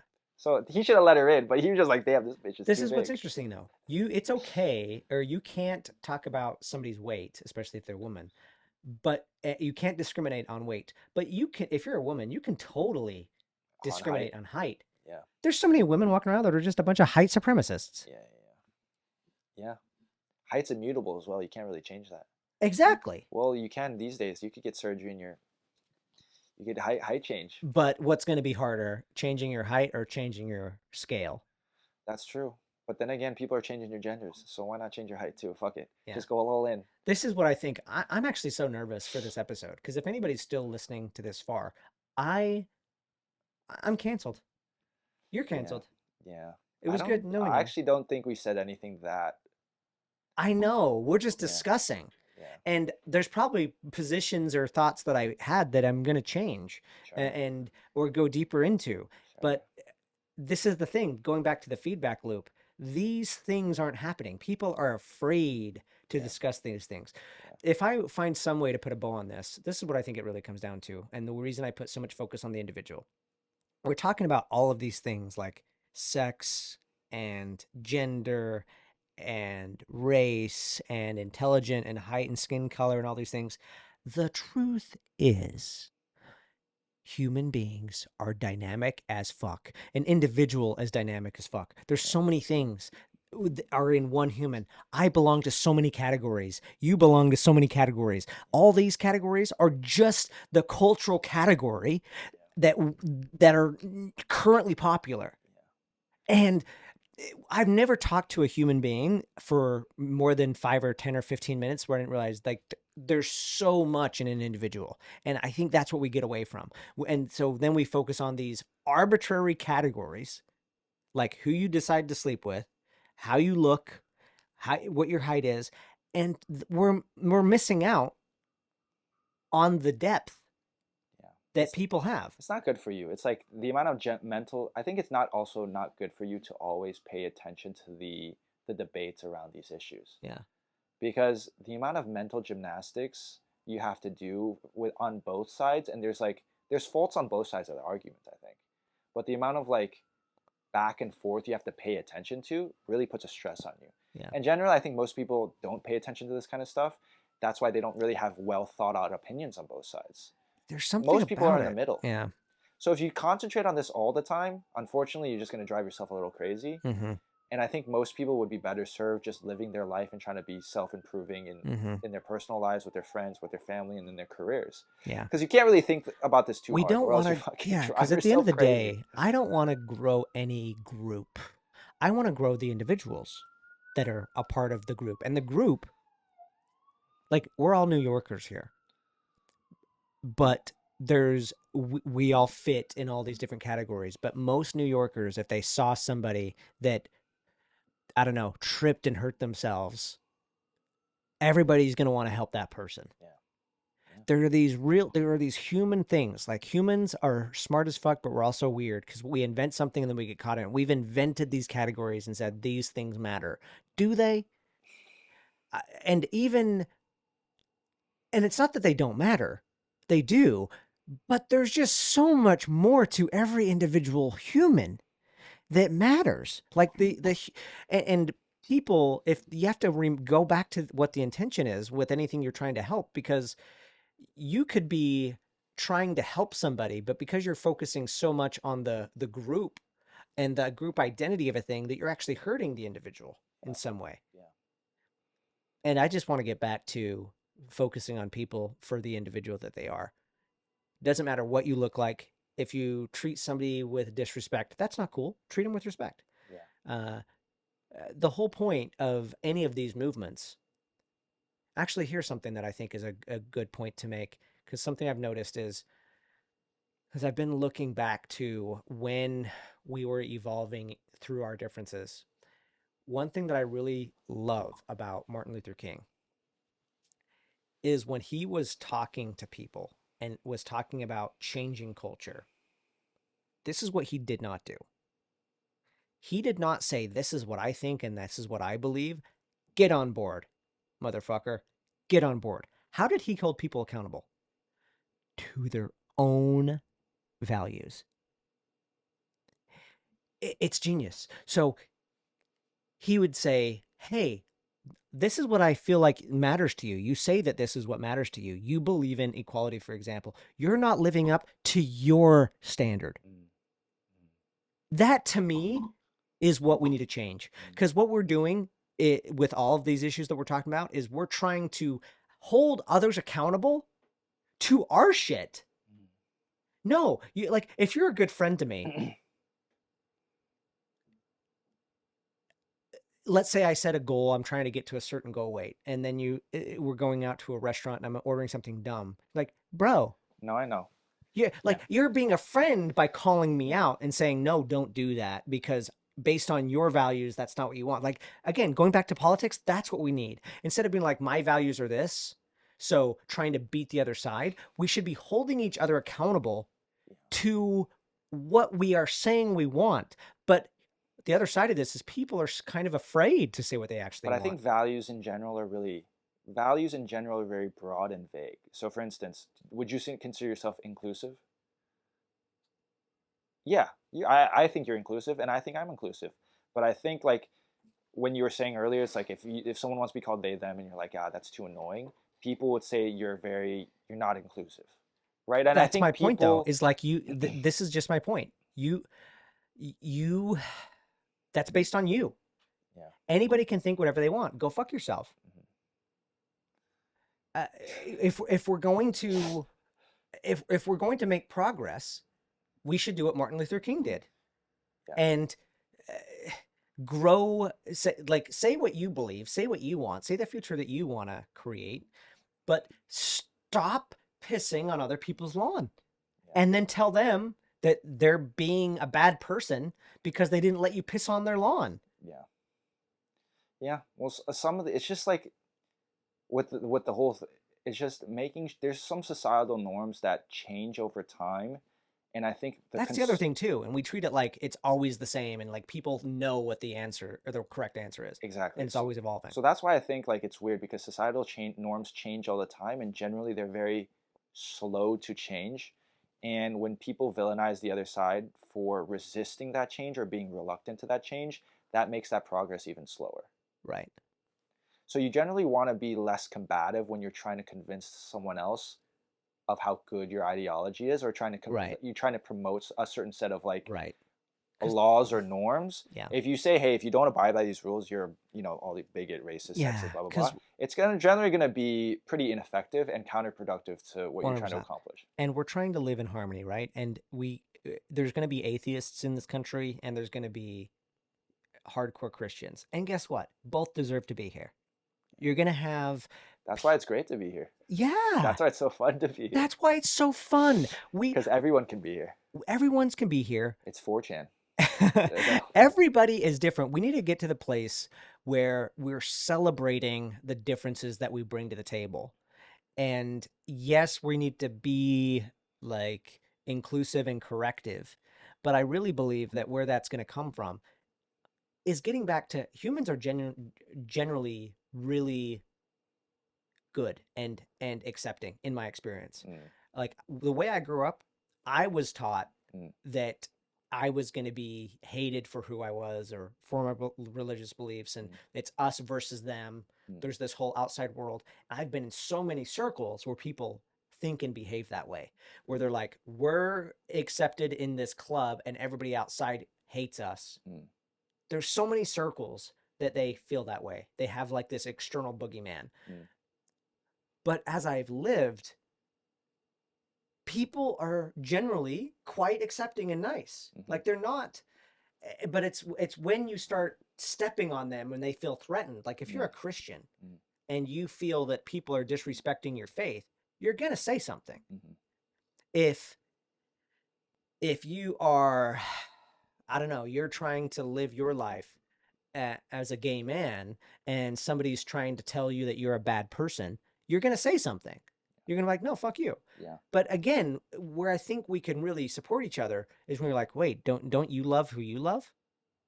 You're living by your biology that you didn't pick. I'm doing the same thing. Give me the same respect that you want. Like that's what I think could be helpful is we're holding each other accountable to the things that we're asking for. Yeah. You want that? I want that. Yeah. You want this respect where you get to be who you want to be and you don't want to tell me what I want that. Yeah. You want to live your life and be accepted and feel like you have rights. I want that. Yeah. And we can do that. Like give each other the things that we're ourselves asking for. Yeah. No, it's great. Like America's one of the only places in the world where you can have so many different ideologies all coming together in a melting pot. I mean, it's cliche to say, but like if you go to China, there's none of this.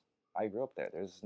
There's people aren't having a lot of political discussions out I'm in the so open fascinated like by that. I want to spend some time in China, and I've also been being so pulled to Japan. Yeah. I want to spend like a long time in Japan. Japan seems fascinating to me. Yeah. Asia is very, very diverse in general as well. There's so many different types of cultures in Asia, and there's so many different types of experiences in Asia. Like Europe is generally very, very developed, and the differences in economic development between Western and Eastern Europe are maybe more apparent than in Europe it's more apparent, but in Asia it's very, very apparent. Like Japan, very, very rich country. Yeah. Then you go to Burma, or you go to like some of these smaller countries, North Korea, and you're like, this is a third world country. Yeah. This is a developing country. Yeah. There's a lot of differences here. Okay, well, I hope we didn't get canceled. So this is going to be part of a new series called Coffee with Calvin. I like this, by the way. Yes, you can. Yes, you can talk. Archie got that for me, my son Archie, for Christmas. I want to start doing more conversations like this where, because these types of conversations are happening all the time between people where it's unfiltered. Yeah. But it's not being shared. And so I want to start posting more of this type of stuff that was like, if the camera wasn't rolling and the things weren't on, what are some of the conversations we'd had, and share it. Because even though I am afraid of being canceled, I also think there are people that are going to agree and or disagree. And guess what? Both are valid. Yeah. We need more agreeing and disagreeing. Can we disagree with the idea and not cancel the human? Cancel the idea, argue it out, and not cancel the human, please. More of that. Yeah. Yeah. What do you got coming up in your world, bro? Not much. I'm planning my trip back to Asia. Oh, yeah? So I'm going to go in April. Yeah, but I feel like I haven't gone back to Asia. Well, I haven't gone back to Asia in more than a year. I didn't go all of last year. Yeah. Last time I've been, it's been a minute. I'm so glad you went, because I wouldn't be here if you didn't when you did. I know. Now this is your crib. Yeah. I should have said this at the beginning of the episode, because for a long time, you were just going to be a myth of like, is Anthony even exist? Because I talk about you as like somebody that you're such a linchpin to my whole story. And it's just so random just because I followed my interests. Use my white privilege to find you. Just kidding. Calvin kicked me out with his white privilege. Yeah, took over exactly. my apartment. This is called gentrification. You gentrified this fucking apartment, goddammit. See, this is what I'm saying is like we get lost in all this stuff, and the way you and I met was so beyond everything we just discussed. It was like, I am into this. I grew up on a farm, and I have tried and I played basketball with my brothers, and it was fun. I don't know what got you into basketball, but you got into basketball. And so we find this mutual interest. And through that, we become friends and we can discuss things and do comedy. And then like this is a real human interaction. And we didn't find each other on Twitter or X and be like, oh, you're on the right political issue, so let's be friends. It came through genuine things that we're into. And so I just love that. I love that that's how we became friends, is just us doing something that we were into.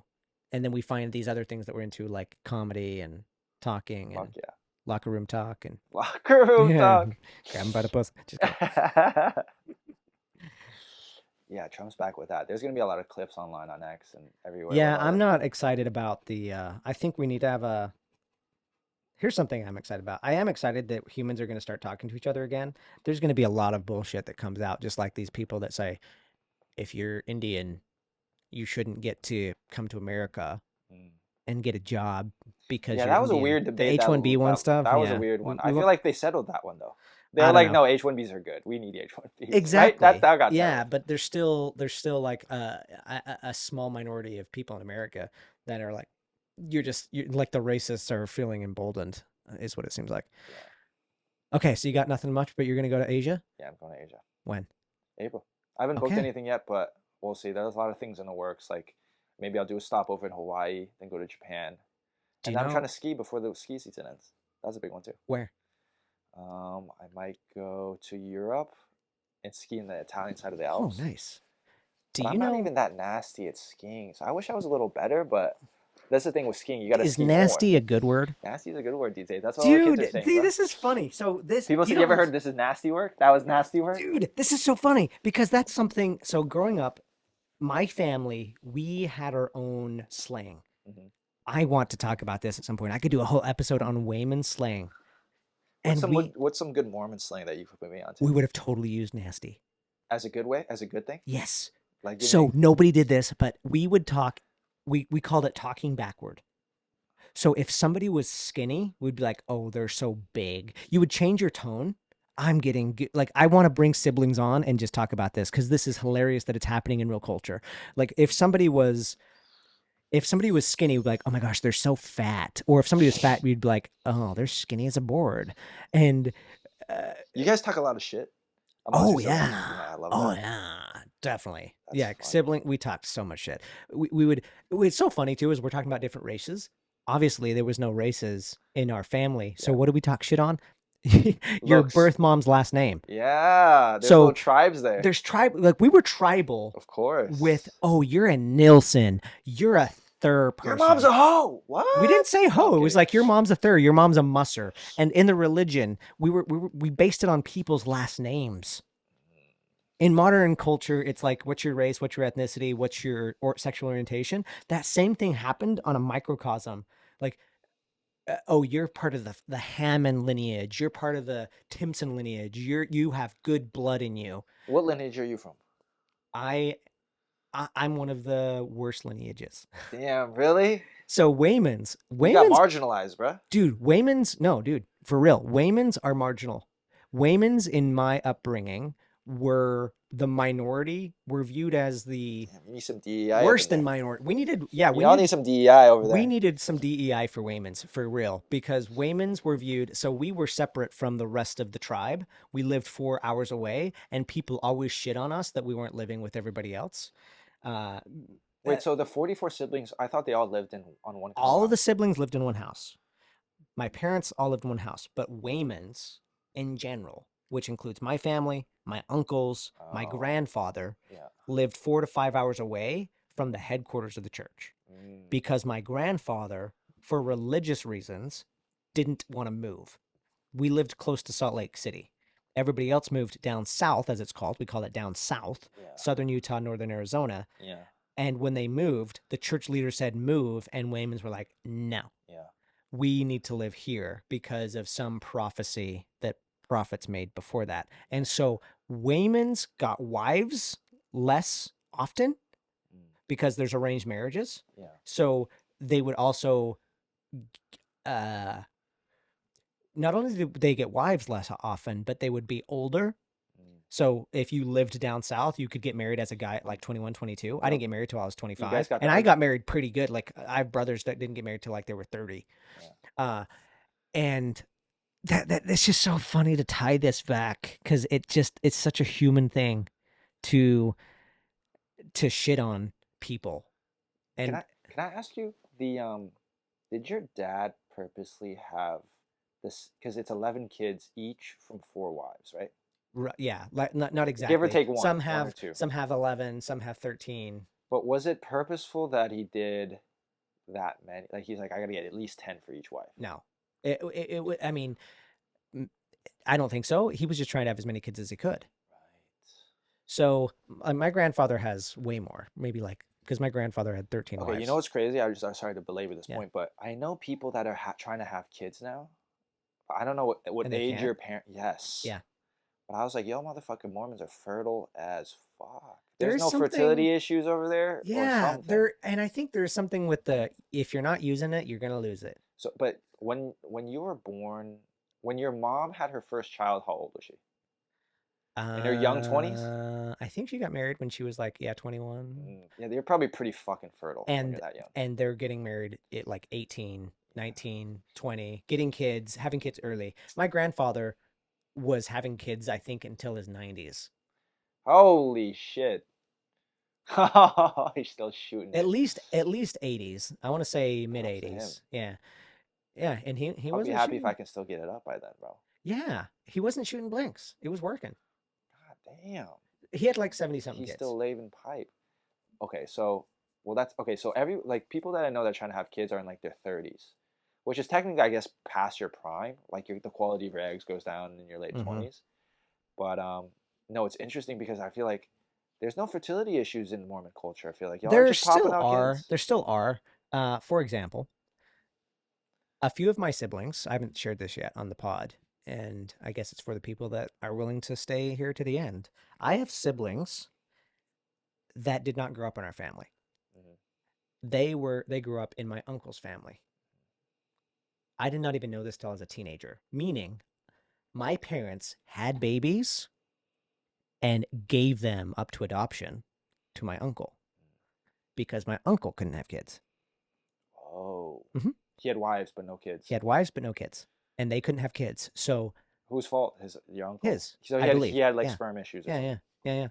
And this has happened. I know a couple of instances where this has happened. It is rare. It is rare, but I know a couple of instances where, and there's some things about this that of course seem weird, but then there's other parts of it that are kind of really cool and beautiful, that our family loved each other enough to do that. Like my mom, my birth mom, literally, it could have been me, by the way. It was going to be me. Mhm. I was this close to being given up I for was sent adoption. out. You're gonna get sent Yeah, away. and it was she, and I was just so cute. She was like, "Not this Taking one," them up. and so she kept me. But then she had another kid right after me, Mm. and gave the kid right after me up for adoption, Wow, you lucky Timmy. motherfucker. Yeah, Damn. and then and then my other mom, Anna, Mm. she had a couple of kids Yeah. and gave them up to adoption. Wow. And my other mom did as well. So three of my Did moms, she know? Did she have the kid knowing that she was gonna give it up? I think so. That's crazy. Yeah. That's very like selfless That's what I almost. mean. But if you got 10 kids already, you're like, fuck it. I don't even know. I Like, don't is know that the the attitude dynamic, that you have? but they literally, it was a spiritual thing for them. You're like, I'll just have another one, bro. I don't think it It's was bigger that. than them though. It's for God. It's Yeah, all it this. is. Yeah. Like, it, and there is something about when you think 44, something my dad would always say, and I actually really appreciated it. Because my dad did not like when anybody had any sense of like, got enough kids already? What the fuck? And even though sometimes us kids even felt like that we didn't have enough time or attention from him, and that we were bunched in, because as time went on, you didn't have a lot of individual attention. It actually was like, girls, you get to do this, boys, you get to do this, or middle boys, you get to do this, younger boys, you get to do this. There wasn't a lot of individual attention. But something my dad always said was when anybody would make some comment from a neighboring family or whatever, or don't we have too many kids? He was like, which one would you want to give back? Oh my God. That's a hard thing Yeah, because, parents rank their kids. yeah. And that was such a good line. I love that line from my dad because I'm like, every single sibling I have is an individual human. There's not a single person in my family that is the same as another. They're Yeah, all different. yeah. They all think differently politically. Well, that's interesting because you have so many siblings. Like in a regular family, you'd think that most people would have similar political views. I know. But if you have more than probably a certain amount of people, it's just like there's too many people. Everyone has such vastly different experiences, and as parents, you just don't have enough. You can't dedicate enough attention to all of them to like to like. Honestly, brother, I'm just having an epiphany. I think this is probably one of the reasons why I get so on edge when I hear any political view talk so dogmatically, like you need to think and act and believe this way on this issue.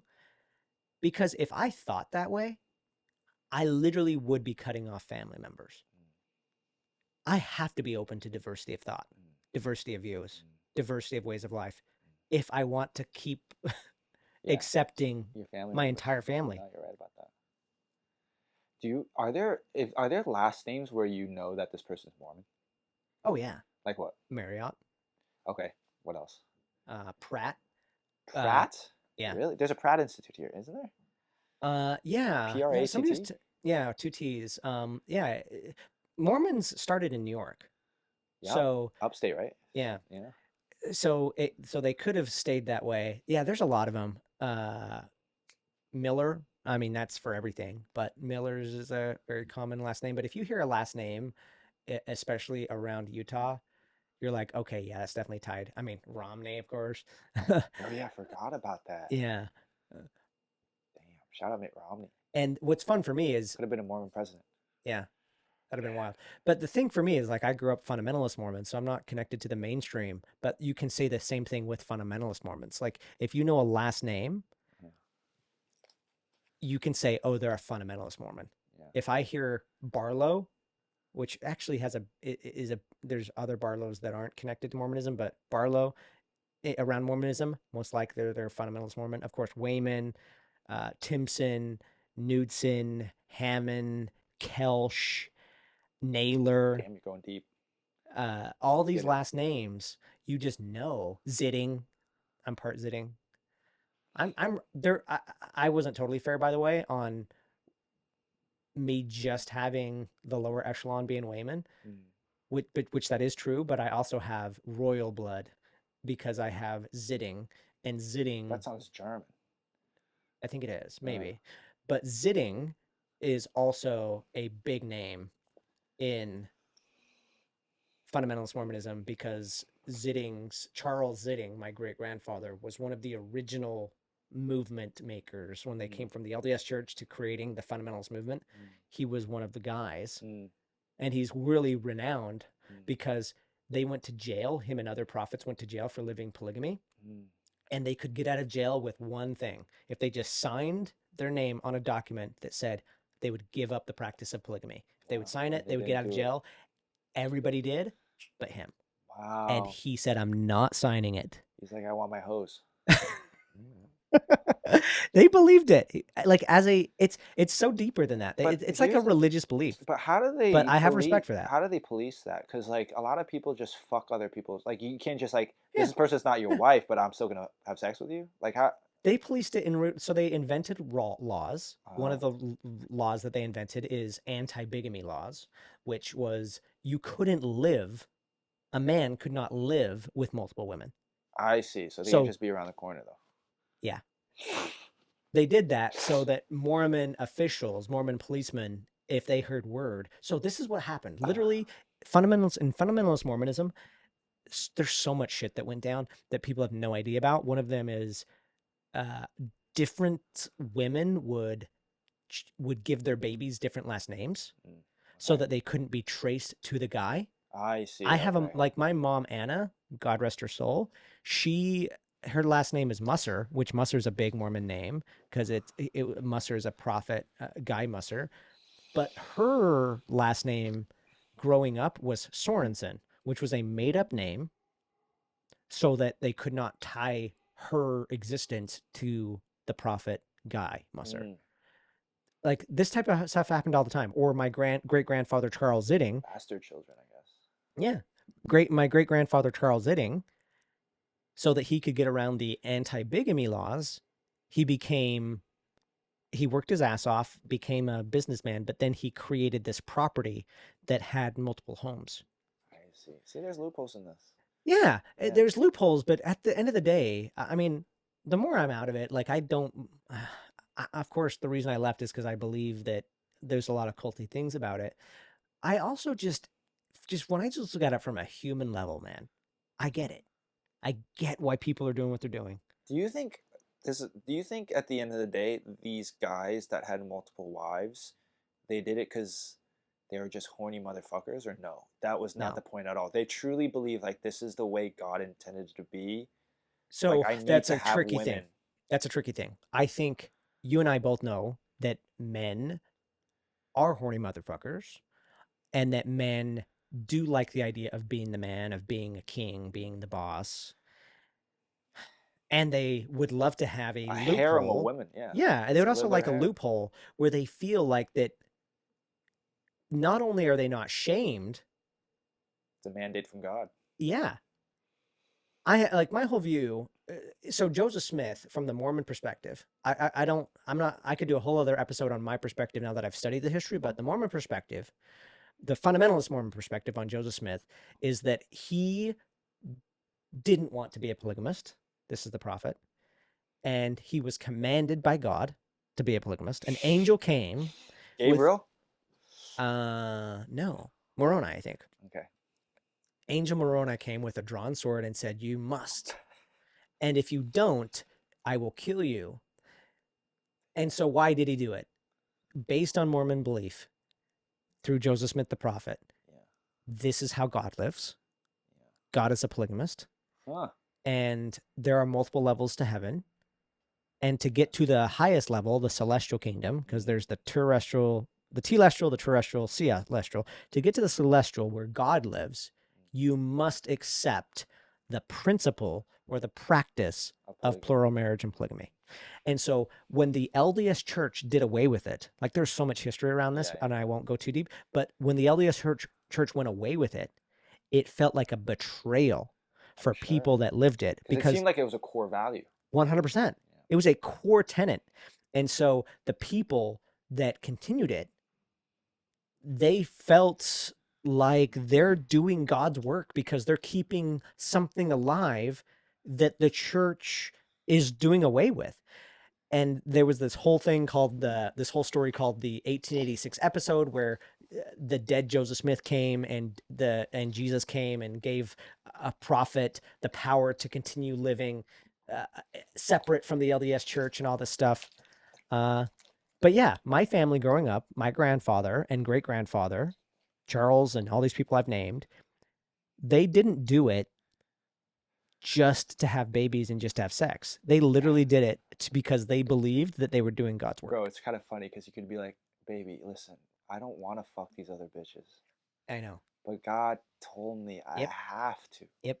I gotta have multiple bitches. Dude, now, okay, I am going to share one. I swear, funny thing. baby. Yeah. I still love you, baby. There's this skit I saw, this bro code skit. I think it's a Colin and Samir skit. But it's like bro code where the guy girlfriend's like, "Where were we last night?" He's like, "Oh, I went to my grandma's house to get ice cream or whatever." And so there's this whole thing in culture where guys say these things to get out of it. I really feel that Joseph Smith did something like that. So it's pretty well documented that he likely got caught cheating on his wife in the barn with this chick, Fanny Alger. She was 14. That's a whole other story, but underage. Somebody that worked in the house. Not surprised. Yeah. And he's a dog. His wife did not like it. Of course. Also, this guy is the prophet. By the way, what I'm saying is blasphemous. If anybody that I know is listening to this, they're screaming right now because and I almost feel bad because I know what it feels like because I was in it. And hearing me talk about these things feels like that I am stepping on something so sacred because it was discussed that way. But I think the reason it was discussed that way is to protect the image of Joseph Smith as a prophet. So I think he came out and Joseph Smith was such a good storyteller. Holy crap. but I think he came up with this whole idea of it being a revelation to protect his image as a prophet, to protect his relationship with His wife. his wife. He also had a lot of controls around it. That's where arranged marriage comes from. I think the reason he did that is so that men didn't just go out and fuck other people's wives. He's like, you have to be commanded of God. So he's having some control around it.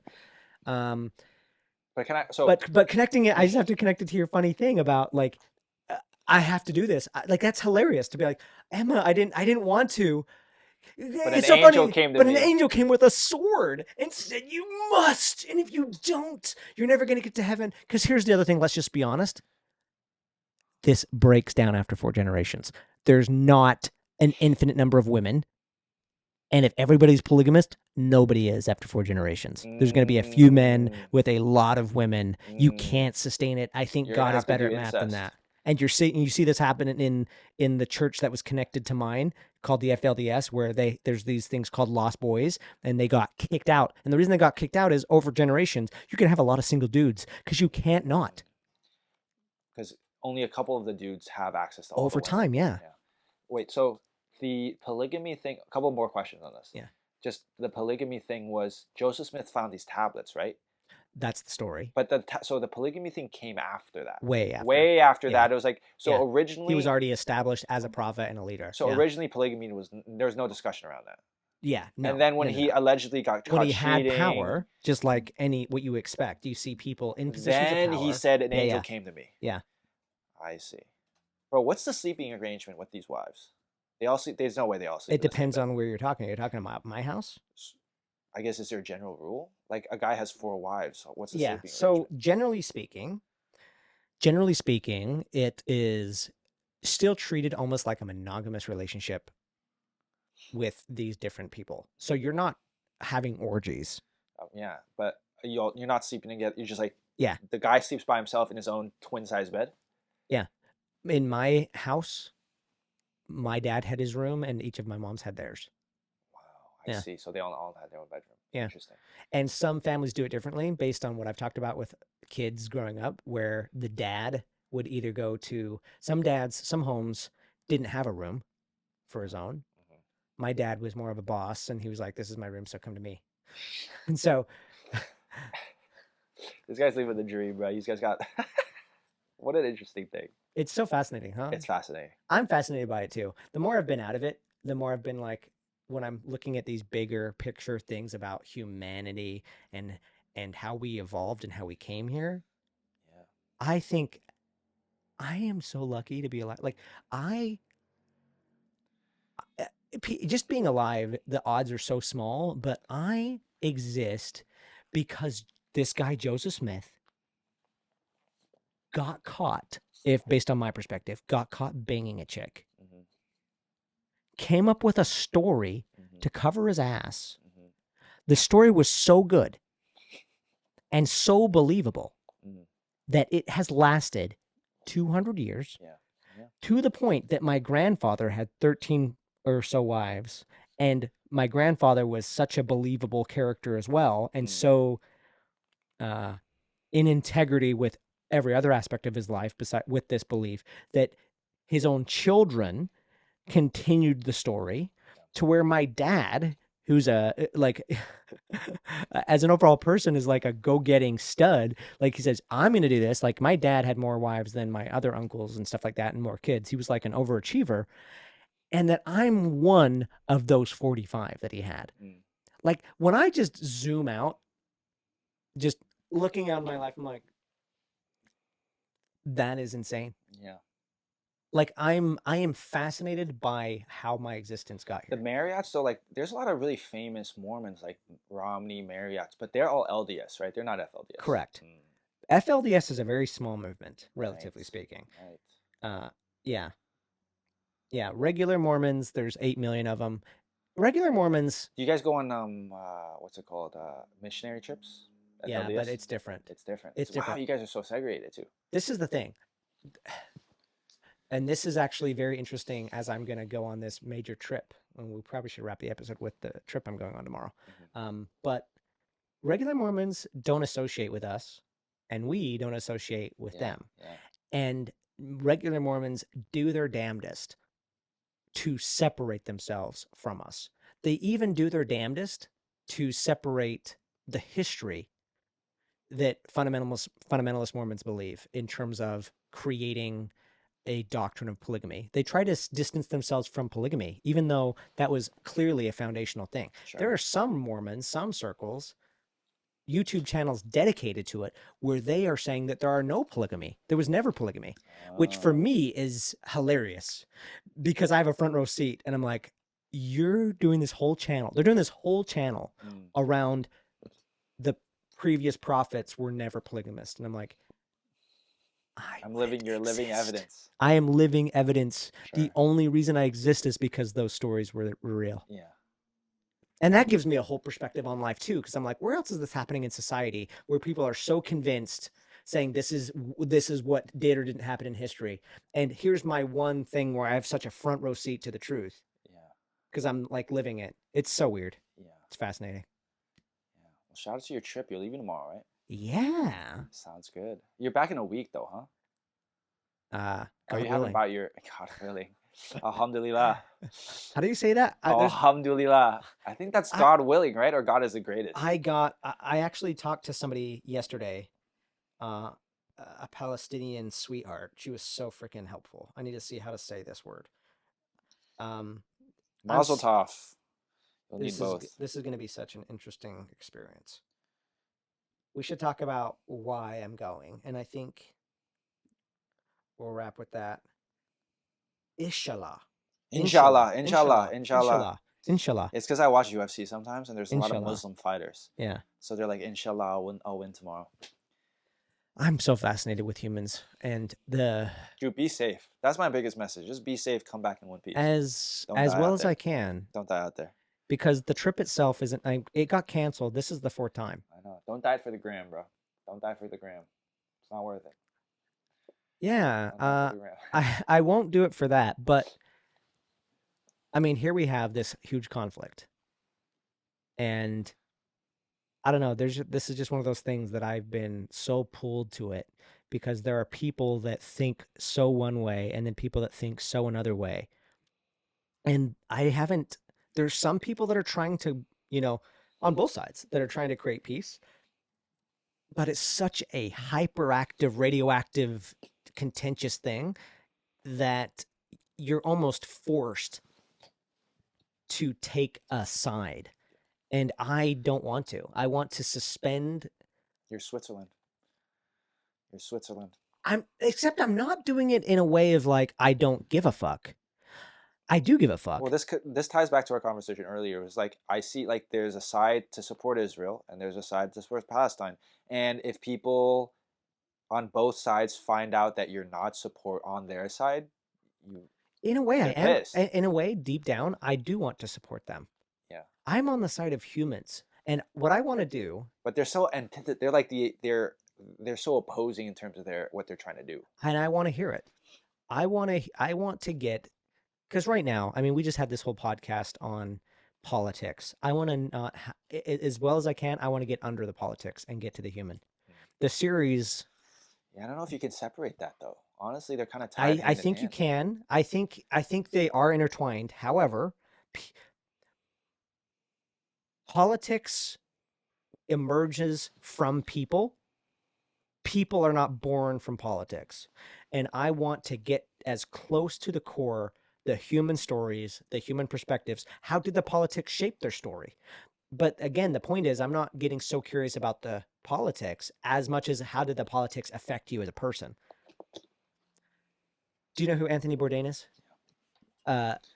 He's inspired me with what he's created. He had this show called Parts Unknown. Yeah, that's a good show. So the series that I'm calling the series to Israel called Hearts Unknown as a nod to him, but the whole point there is get closer to the personal aspect of it, because there's so much noise and there's unlimited things on YouTube and podcasts with people talking about the different sides, talking about the history, talking about the politics. I see so little talking about the true people living on the ground on both sides. And that's what I want to see. I'm curious about it myself. I don't think I understand it. As much as I want to, I don't. Yeah. And I want to get as close as I can so that I It's can complex. I understand mean, it. people study, like, commit their PhDs to this, like, spend years, like, studying. Because sometimes when you talk about these issues, it's not as easy to just say, like, what's happening right now. It's a culmination of the past several hundred years. And then you have to go read textbooks, and you have to read but there's treaties, and you you're have to right. read European history. That's the Then point. it gets so complicated. That's the exact opposite of what I want to do. Because all these things are people are like top it downing it, history downing it. What I'm trying to do is like bottom upping it. Like, who are you now as a human being with all this history? Because the one thing that I think we have to all agree on, I don't think I've had any conversation on the Israeli side or the Palestinian side that doesn't want a better tomorrow for their kids. And that's what I think about. It's like, if you're living in this, like, what are you hopeful for your 6-year-old? And I don't think anybody on any side thinks that a 6-year-old, no matter what side you're on, doesn't deserve to live a better life. Yeah. So yeah, I'm curious about it. I'm fascinated by it, and I know that it's gonna be an interesting experience. I've gone through a lot of ups and downs with it, honestly. I was terrified as fuck a couple days ago. I was like, can I actually do this? Because I had a Palestinian friend that I wanted to bring on the pod, or bring into the story, because I have friends on the Palestinian side and the Israeli side that I've known for a decade. And I was like, I want to begin the episode talking to you. And she didn't feel safe to do it because she is somewhat of a public figure, and just being in the conversation, she was worried what that might mean for her. And so hearing that, I'm just like, oh man, because I know I'm going to be misunderstood, and I have to be willing to be misunderstood in the pursuit of wanting to understand. Yeah. So I'll do my best to. All right, my friend. All right. Thanks for coming. Thanks for drinking coffee. Thanks for being my friend. Come back and we'll do more. Yeah, we'll chat more. Save the world one day at a time. Curiosity. Peace. Cures the divide. Curiosity cures the divide. Is a fundamentalist Mormon having 5 parents and 44 brothers and sisters. Oh yeah, I have 44 siblings. Minor detail. Today I'll be spending a day with Calvin, an ex-cult member. Calvin is on the show. The thing I love about the show is just, even in the name, culture. Emphasis on the word cult. I have friends who grew up in like real cults. We had somebody on the show who has 44 siblings and 4 moms because he grew up in a polygamist compound. When I look at that, I'm like, okay, that's a cult. And it's not just going to be heavy all the time. So his dad was Nick Cannon. Is that what you're saying? Nick Cannon was his dad? Is that what you're saying right there? You had more siblings than there were presidents for a while. Holy shit. You're right. We're going to have a bunch of guests on the show. I'm into creativity, comedy, entertainment. I want this podcast to be the creative expression for my story and for my perspectives on life. Oh my God.